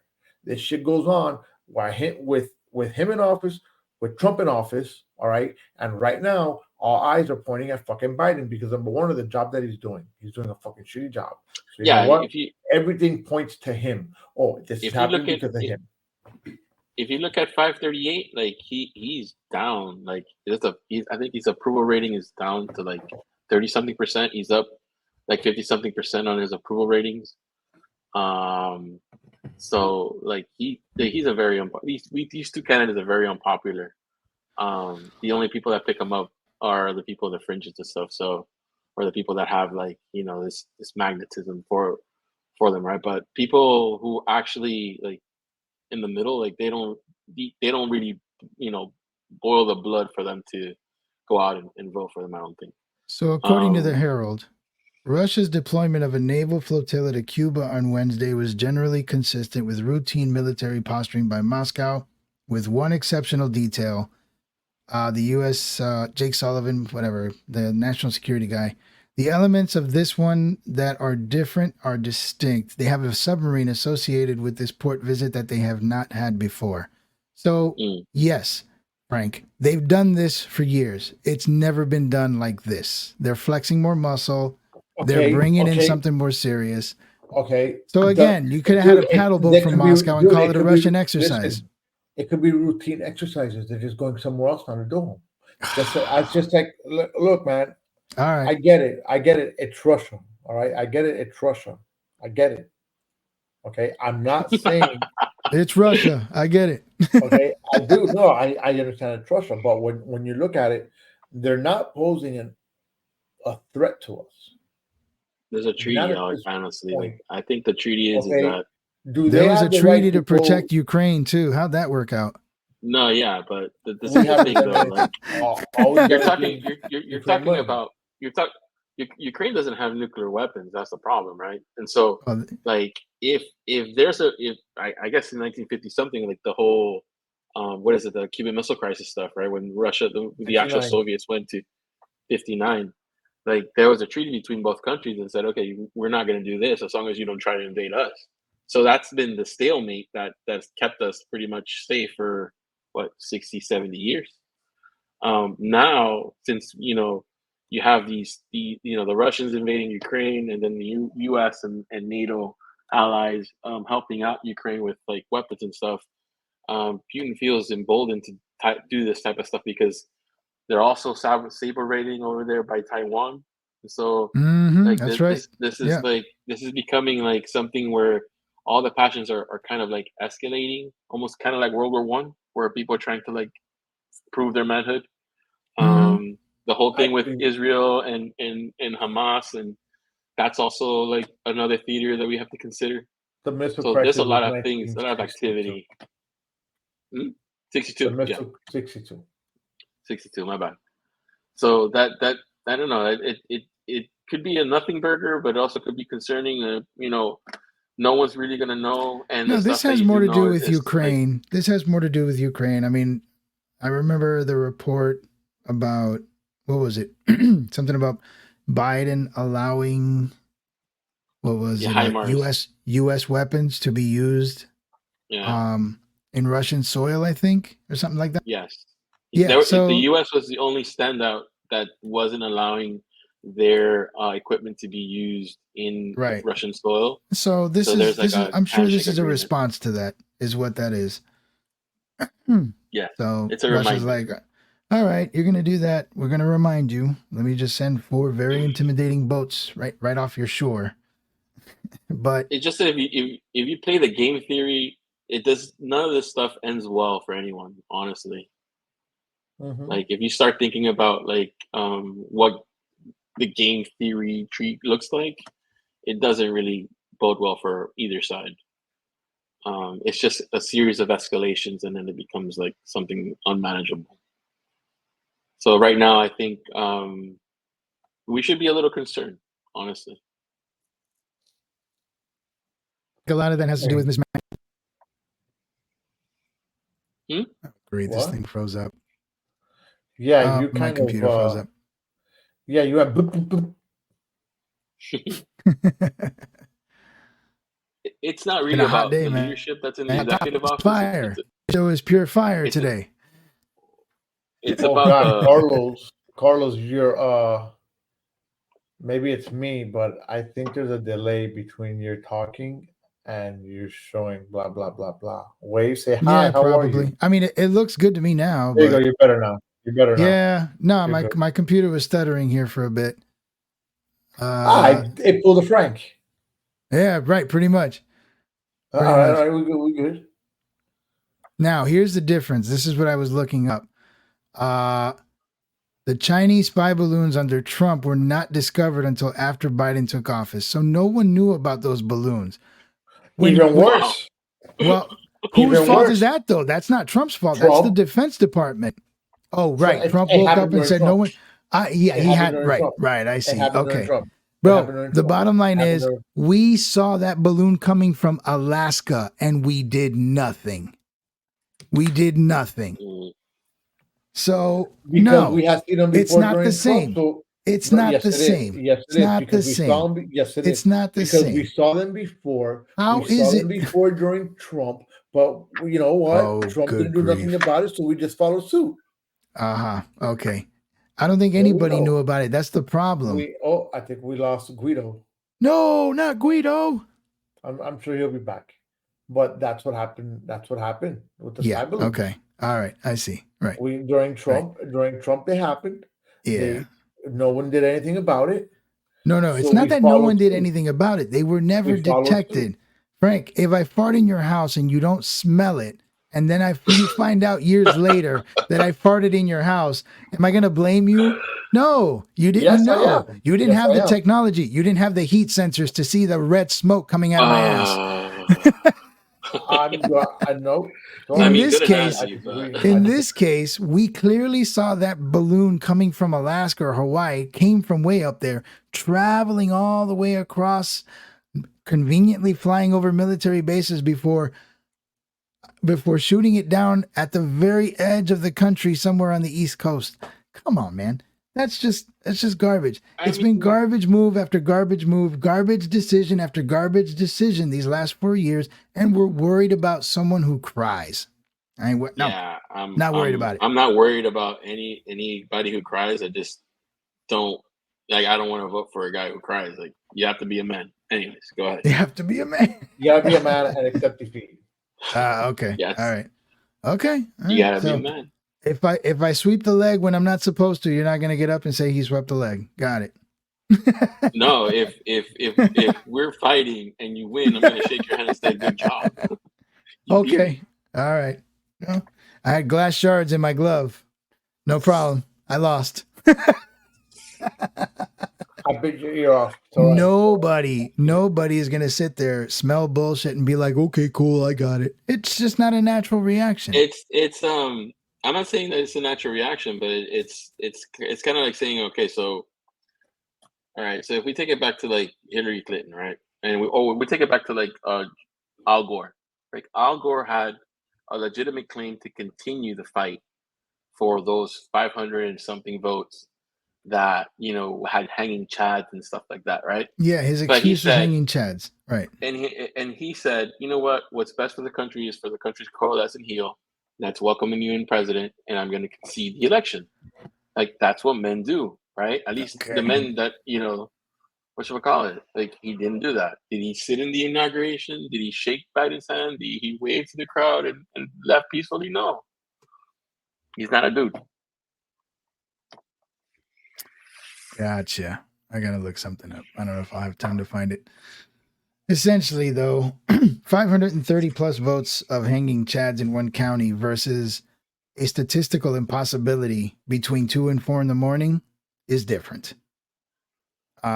But whatever. We're 4 years out into that, and now the interference is coming from court cases. So you know, everyone's gonna. Now, here's my point, though, and here's something that no one likes to think about. If there really was no cheating, if there really was no shenanigans, why the constant stalling and blocking of just evidence? Show us how everything panned They out. did a recount in Arizona, and the And people now that they're were having there. right, Hold on, and let me finish. yeah, They did a recount in Arizona, and they did a recount in Georgia. They had two Republican, Raffensperger and the other dude, who were like, "Hey, we voted for Trump. He's our guy, but there's no votes here. Like, what else do you want?" Right? Like, we're not talking about um, the Democratic, or state of Oregon or Washington, like going ahead and throwing in votes in Georgia. We're talking about like a red state that turned blue. You feel me?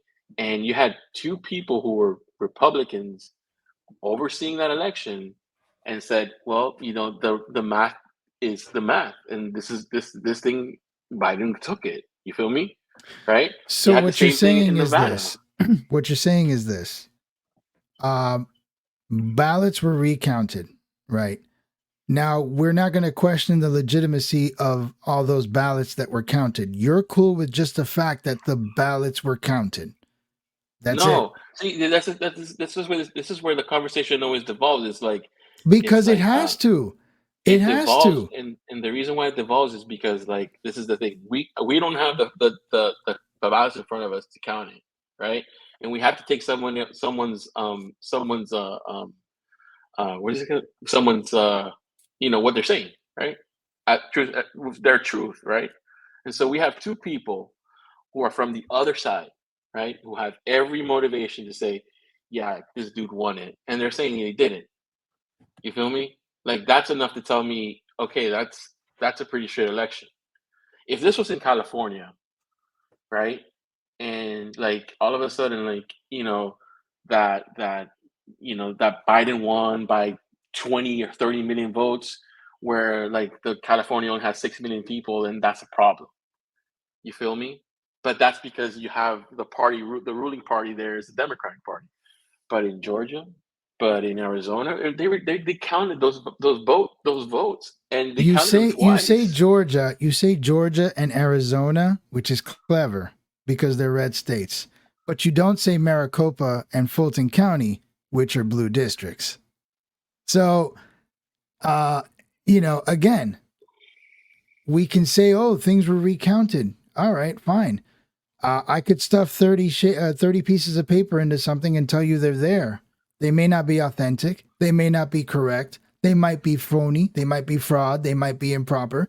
But we recounted. They're there. Count them. So we're good. Yes, we're going to get into the minutia, but do or should we look into the minutia to actually account for true validity of what happened? The problem is it's taken us 4 years to begin to smell it or sniff it out. What I'm And saying is that the minutia and the due diligence was done 4 years ago, and we keep relitigating something that has been proven true. There was no shenanigans in those counties. These people your party was the one who was overlooking them. They have every motivation to say otherwise, and they didn't. you mean they were the ones that also got sent home during those hours? All these places What? closed down. Remember, they stopped counting. Okay, so what is it? So because it becomes like a really, it's funny because there was a clip where in one area of like the country you had people saying count the votes, count the votes, count the votes, and then the other side you had people saying stop counting the votes, stop counting the votes, stop It counting the was votes. it was crazy. I It's know one. I know. it's What was it? Atlanta said that there was a pipe that broke, which never really happened, I think. And then you have a lot of that suspicious footage with people pulling, baskets and trays out of from under tables. Then they were like taping up windows. All that shit really happened. Here's the point though, Guido. Here's the point. I'm not saying I'm right and I'm not saying you're wrong and vice versa. The fact that we're still having this conversation is a clear sign that nothing was ever clearly proven. Therefore, since no one is content with what happened, we still have someone crying about it that it was unfair. And rightfully so, because none of us have really been shown. Telling me that 63 judges said no, we never got even to the part of any of those trials where evidence was shown. They just said no based on the motions that were filed. We did not see, and we still have not seen much of anything. Counting or recount is just going through the same materials that were used to get to the numbers. Were those materials valid or not? I don't know. And since these questions have never been really taken the time to be answered, we're here 4 years later still debating legitimacy. That's really it. Yeah, the problem is that there's a two-pronged problem here. Number one, transparency. There's no real visibility in these Correct. processes. There's no public, and so it does cast a lot of doubt. But there's where I think you have to kind of go ahead, and this is not a centralized election. This is a decentralized election. So every single county has a different way of processing stuff. There's no real like centralized way of doing it, right? I think it's a state by state issue, but either Yeah, way, it is. It is go a ahead. state by state issue, Mhm. right? Number one, and number two, the marketing of it was like so impressive, and this is where I think Trump does a good job as far as like sending the message, because this was the same message in 2020 in 2016, already precluding that idea that or literally like putting that idea into his supporters that if he loses the election to Hillary Clinton, there was something shady, right? And so that the messaging, it's a testament to like how good Trump is as far as a person who communicates to people and sells them what they want to hear, right? So you don't want your guy to lose because you're invested in him emotionally, right? And you don't want your guy to lose because you invested in him, and so you're gonna believe when the guy says, "Hey, they robbed me," right? But if 63, if this was a trial, and I go ahead and I talk to the judge and say, well, I got all this evidence, show it to me. Here it is. And the guy says, well, you really got nothing. Like there's no real evidence, right? Oh, but I got this other lawyer. Yeah, but I mean, you don't really got anything. Like you're there's nothing to do. You feel me? Right? And so, Mhm. like for you to present a case, you have to have evidence on the contrary, right? And so CD Powell, like fucking Giuliani, all these people were in the media, right, trying to get public opinion because they knew they're going to lose the cases, right? And there was something shady in Georgia or in Arizona, which had I think a Republican governor, I'm pretty sure they would have looked into it because their guy lost, and they did, and they didn't find anything. That's what I'm saying, right? Right. I guess the question is, what exactly did they look into?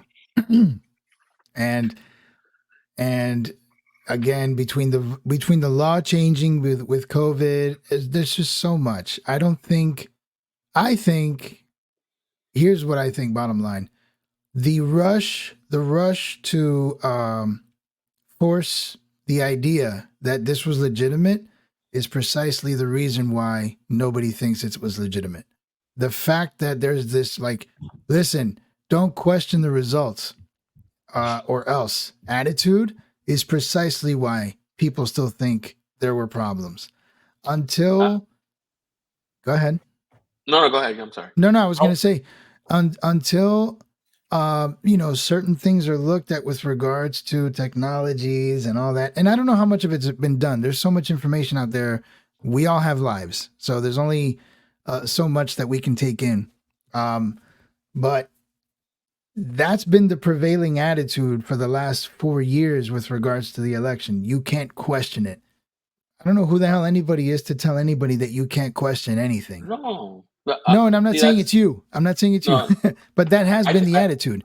You can't question. If you question it, you're a denier. That's been the prevailing attitude. I think that's because of first of all, the media, right? Because the media exhausted this to the point of nauseum, right? So, like, you have a sort of like, kind of like already like a reaction to when people start saying, hey, we have questions and stuff, because it's something that's been debated over and over again in the court of public opinion, and so people already have their opinions, so you're not going to change those, right? Mm-hmm. Secondly, right, I think that because of the media and they're hyper. Remember, they're trying to sell views, and so when you consume the media, they're gonna get rich, right? Of And course. so when you see a conflict like this, right, it's not the same as when you look at Gore Biden. I mean Gore Bush, right? That was something that was like, it was covered, but it wasn't covered to the point where every single moment, every update was coming in, and you had 24-hour feeds of just all this, nonsense that people didn't really understand processes, right?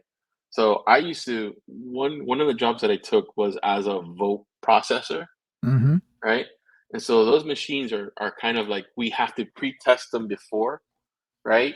And then they go out, and so we got to make sure that those things are kind of like secure. And so that's what you kind of do. So they pay people to put in ballots in there, right?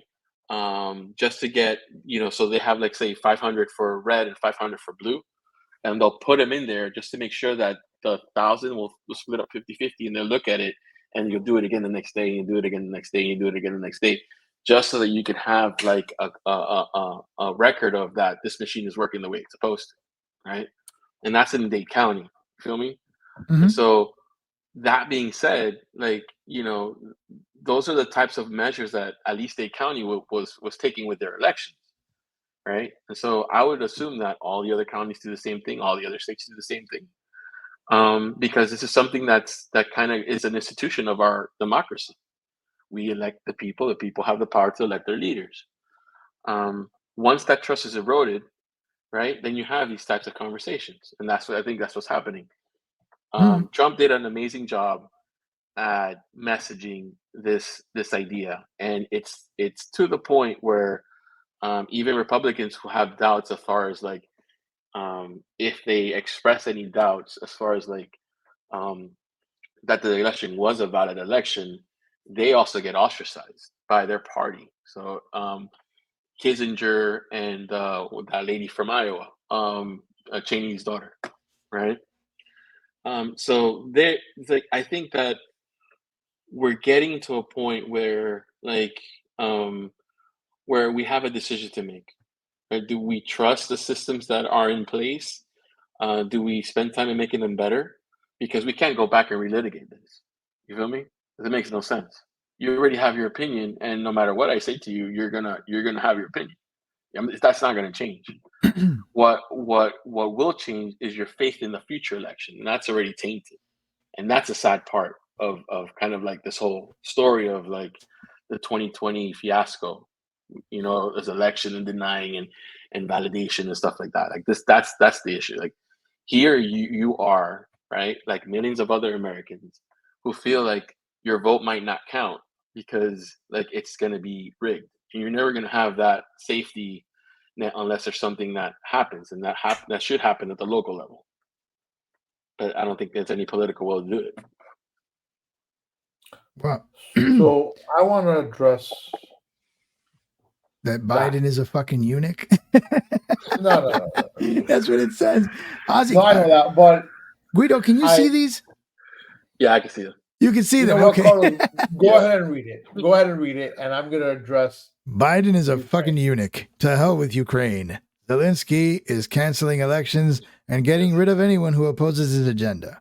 Even the loony in North Korea stopped shooting missiles into the Sea of Japan.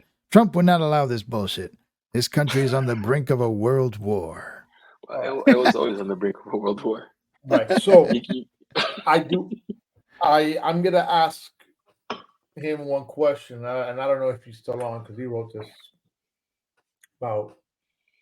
10 Hey, it's minutes been a ago. good topic. I mean, he Oh likes this no, kind of stuff. it's a good topic. Hopefully, I But- mean, if he's been listening. So I want to know where he got the thing with Ukraine, right? That Zelensky is canceling the elections and getting rid of anybody who opposes his agenda. All right. I could actually sit here and since I love to go against my brother on fucking everything and anything because he drives me up the goddamn wall, on certain things. Ukraine, what Zelensky did was follow the Ukraine law. In a time of war, they do not have elections. So, and him canceling people out, actually, he did not. The guy's own party is the one that canceled them out because Zelensky's correct. What he is saying is he's not canceling elections.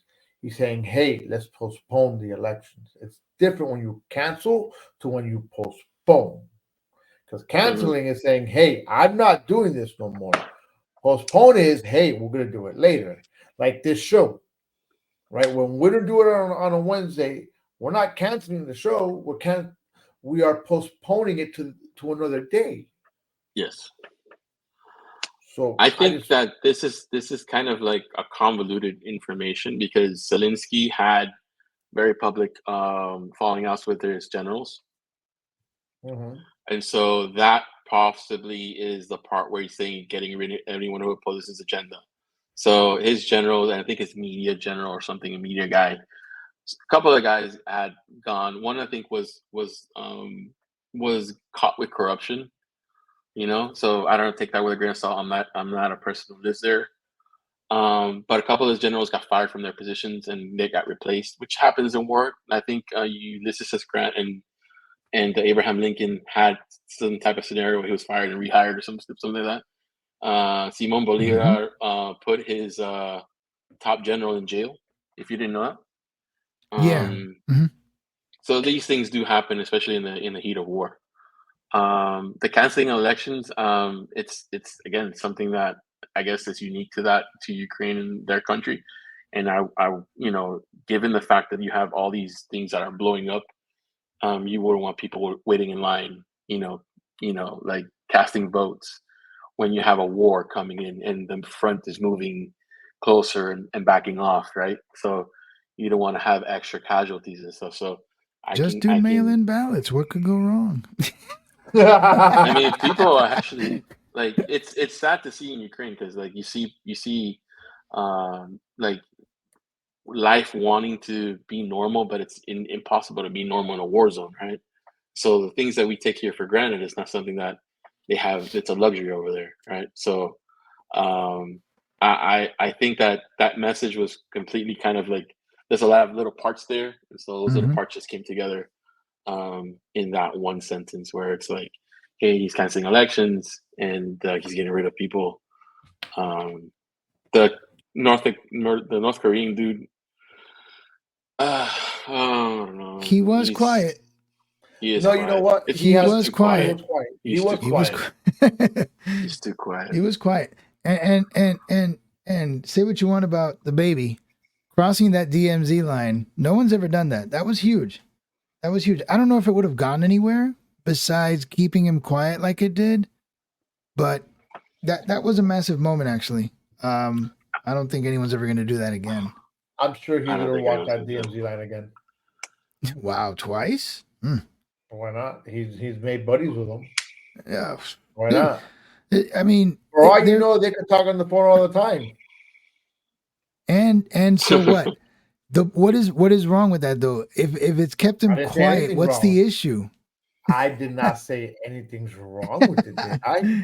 No, I but you know said what? for A all we lot of people know, do. A lot of people do. They'll say, "Oh, he's friends with Kim Jong Un or whatever," dude, and Carlos, he was this goes quiet. back to.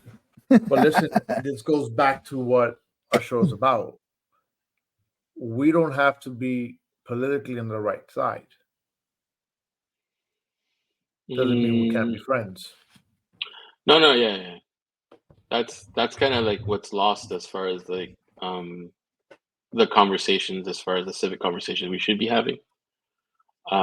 It there's this brings us kind of towards the middle, and we kind of have to hear each other a little bit and say, hey, this and this and this. Um, it makes, I guess, it humanizes us a little more instead of saying, oh, he's the enemy or he's the enemy.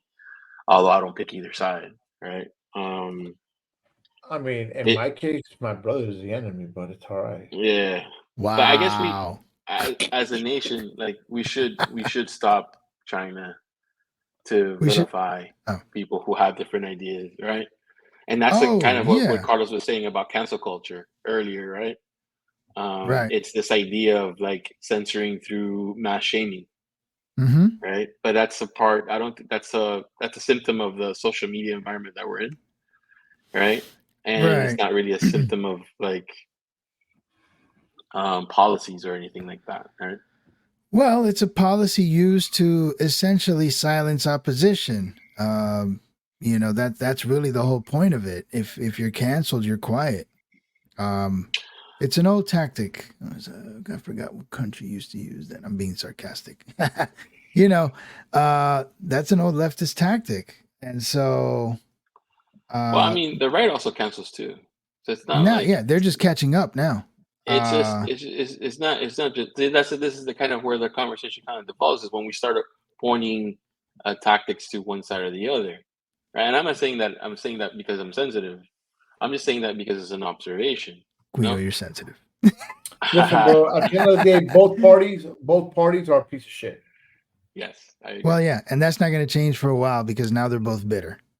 I was And hoping that at least Andrew Yang was going to be the middle one, but no, he didn't do it. what did happen to Andrew Yang? I mean, I didn't follow him because I honestly never took him seriously. There were a few Yangers out there, the Yang Gang.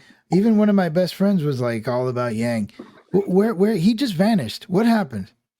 Um, I guess he got discouraged from the election. He didn't really get as many votes as again, like when you're in a primary, right? Like they're always gonna run numbers, and even though like I okay, so let's take it back to 2016. That was a huge movement with Bernie Sanders, right? And this whole Right. idea where the little man is not getting the fair shake, and I'm gonna get the fair shake for the little man, right? So Mm-hmm. everyone was behind Bernie Sanders, right? And what happened at the DNC with like Hillary Clinton is I think part of the reason why she lost, right? Was because like it was perceived as it was unfair to Bernie, He got right? railroaded, right? Yeah, and it seemed like it was a coronation of like a Debbie Wasserman Schultz from Florida, giving it to Hillary Clinton and telling her, "Hey, this is your party. Take us to the finish line," kind of, right? And Bernie got left in the cold.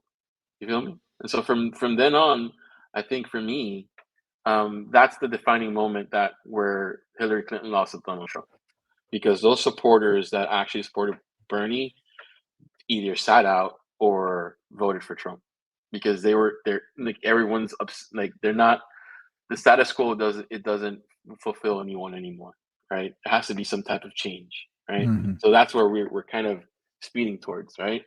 Whether it's left or right, center, whatever, doesn't really matter, right? It's Right. it's it's a fundamental change that we all need, and like I would wish that there would be another party or a coalition of parties to have different perspectives, but you can't take the money out of politics, and these are the two parties that we got. So Yeah, I don't know. I mean, I see the case for and against having more parties. It could be dangerous when the fringes get involved, but at the same time, there's a stalemate with what we have. and So, nobody's doing anything. No, and they're not going to, not for a while. I mean, Yeah. right now the red hats are pissed and they want heads to roll. Lots of heads are going to roll before somebody says, "All right, enough." So I don't know. We'll see what happens, though. We'll see what happens. Final thoughts. I don't know, man. I'm kind of spent.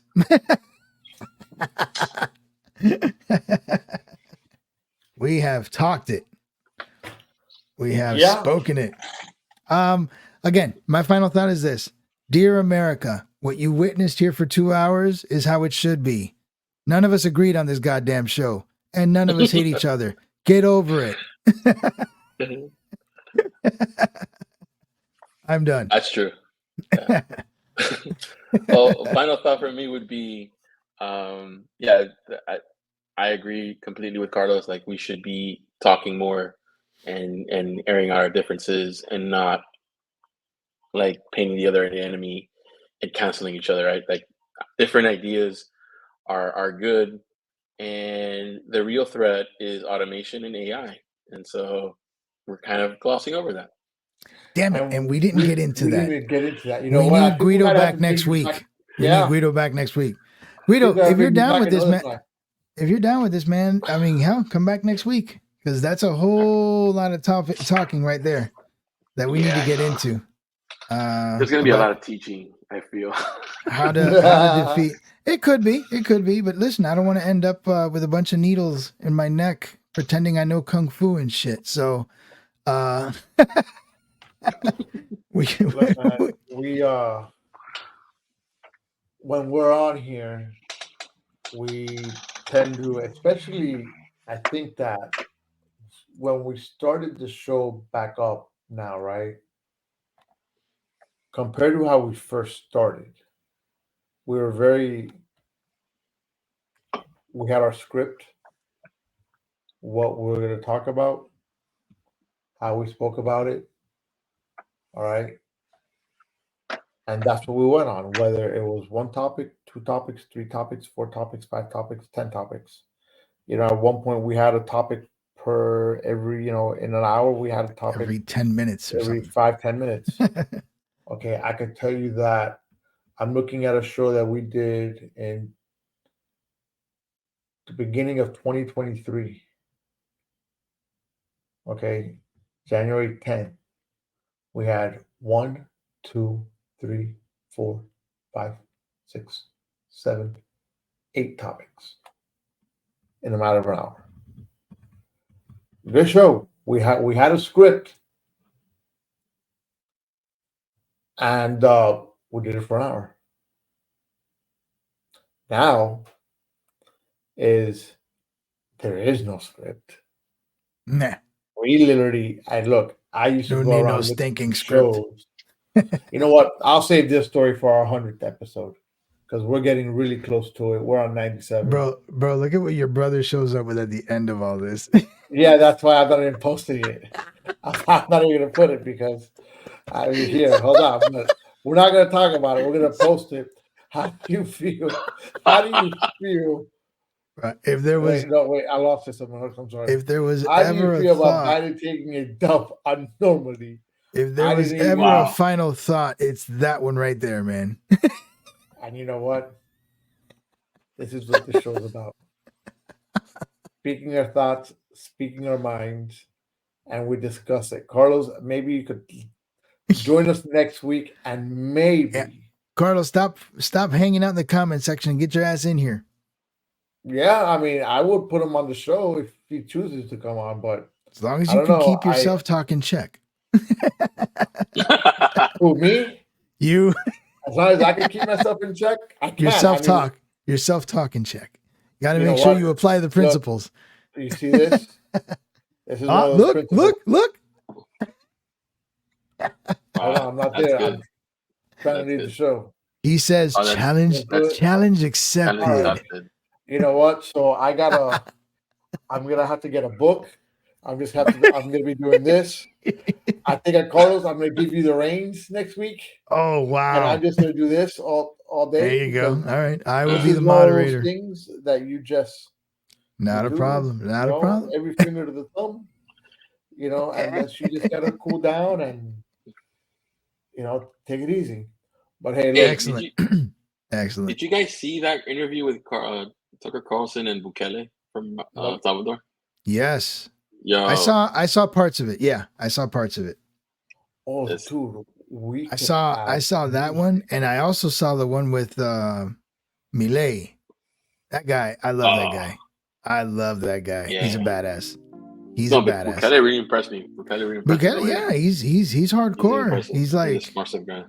I mean, you gotta have some balls to do that because Lord knows, I'm not an expert in El Salvador or its issues, but I can basically deduct that the majority of politicians throughout their history usually bent their will to the cartels and the gangs down there, and that's why it was a constant cycle of shit for years down there. And this guy shows up, he's like, nope, F no, everyone's going down.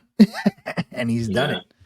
He's done it. And he's all about Bitcoin, and he's a yeah, he's definitely he's caused some serious waves, good ones though. And yeah, we'll see what happens there. But yeah, that was a good interview. Yeah. So Guido, thank you for coming on. Great conversation. Thank you guys for having me. Guido, you realize we can call him Guido forever, and he will answer to that name now. Guido, he's gonna look around like, wait a minute. Listen. I used to call him other things that I'm not going to. Yeah. All right. Yeah. But hey, Guido look, is officially a nickname, and he's gonna answer to it. yes, he will. But hey, look, great show. Guido, do me a favor. Share this show with your friends. Yeah, for sure. Share it with your enemies. Share it with your frenemies. All right. And you know what? Just share it with whoever you feel needs to get a listen to it. Because and we bring anybody on. There's no shame in bringing people on unless we know you're going to show us feet. Oh my God. So that's a different story. Yeah, that's a story for another day, man. But hey, look, to you guys that are listening, if you want to start your own podcast, reach out to me. I'll get you together with Joe from CMG, Clovercrest Media Group, and you The can start your own Overlord show. himself. All right.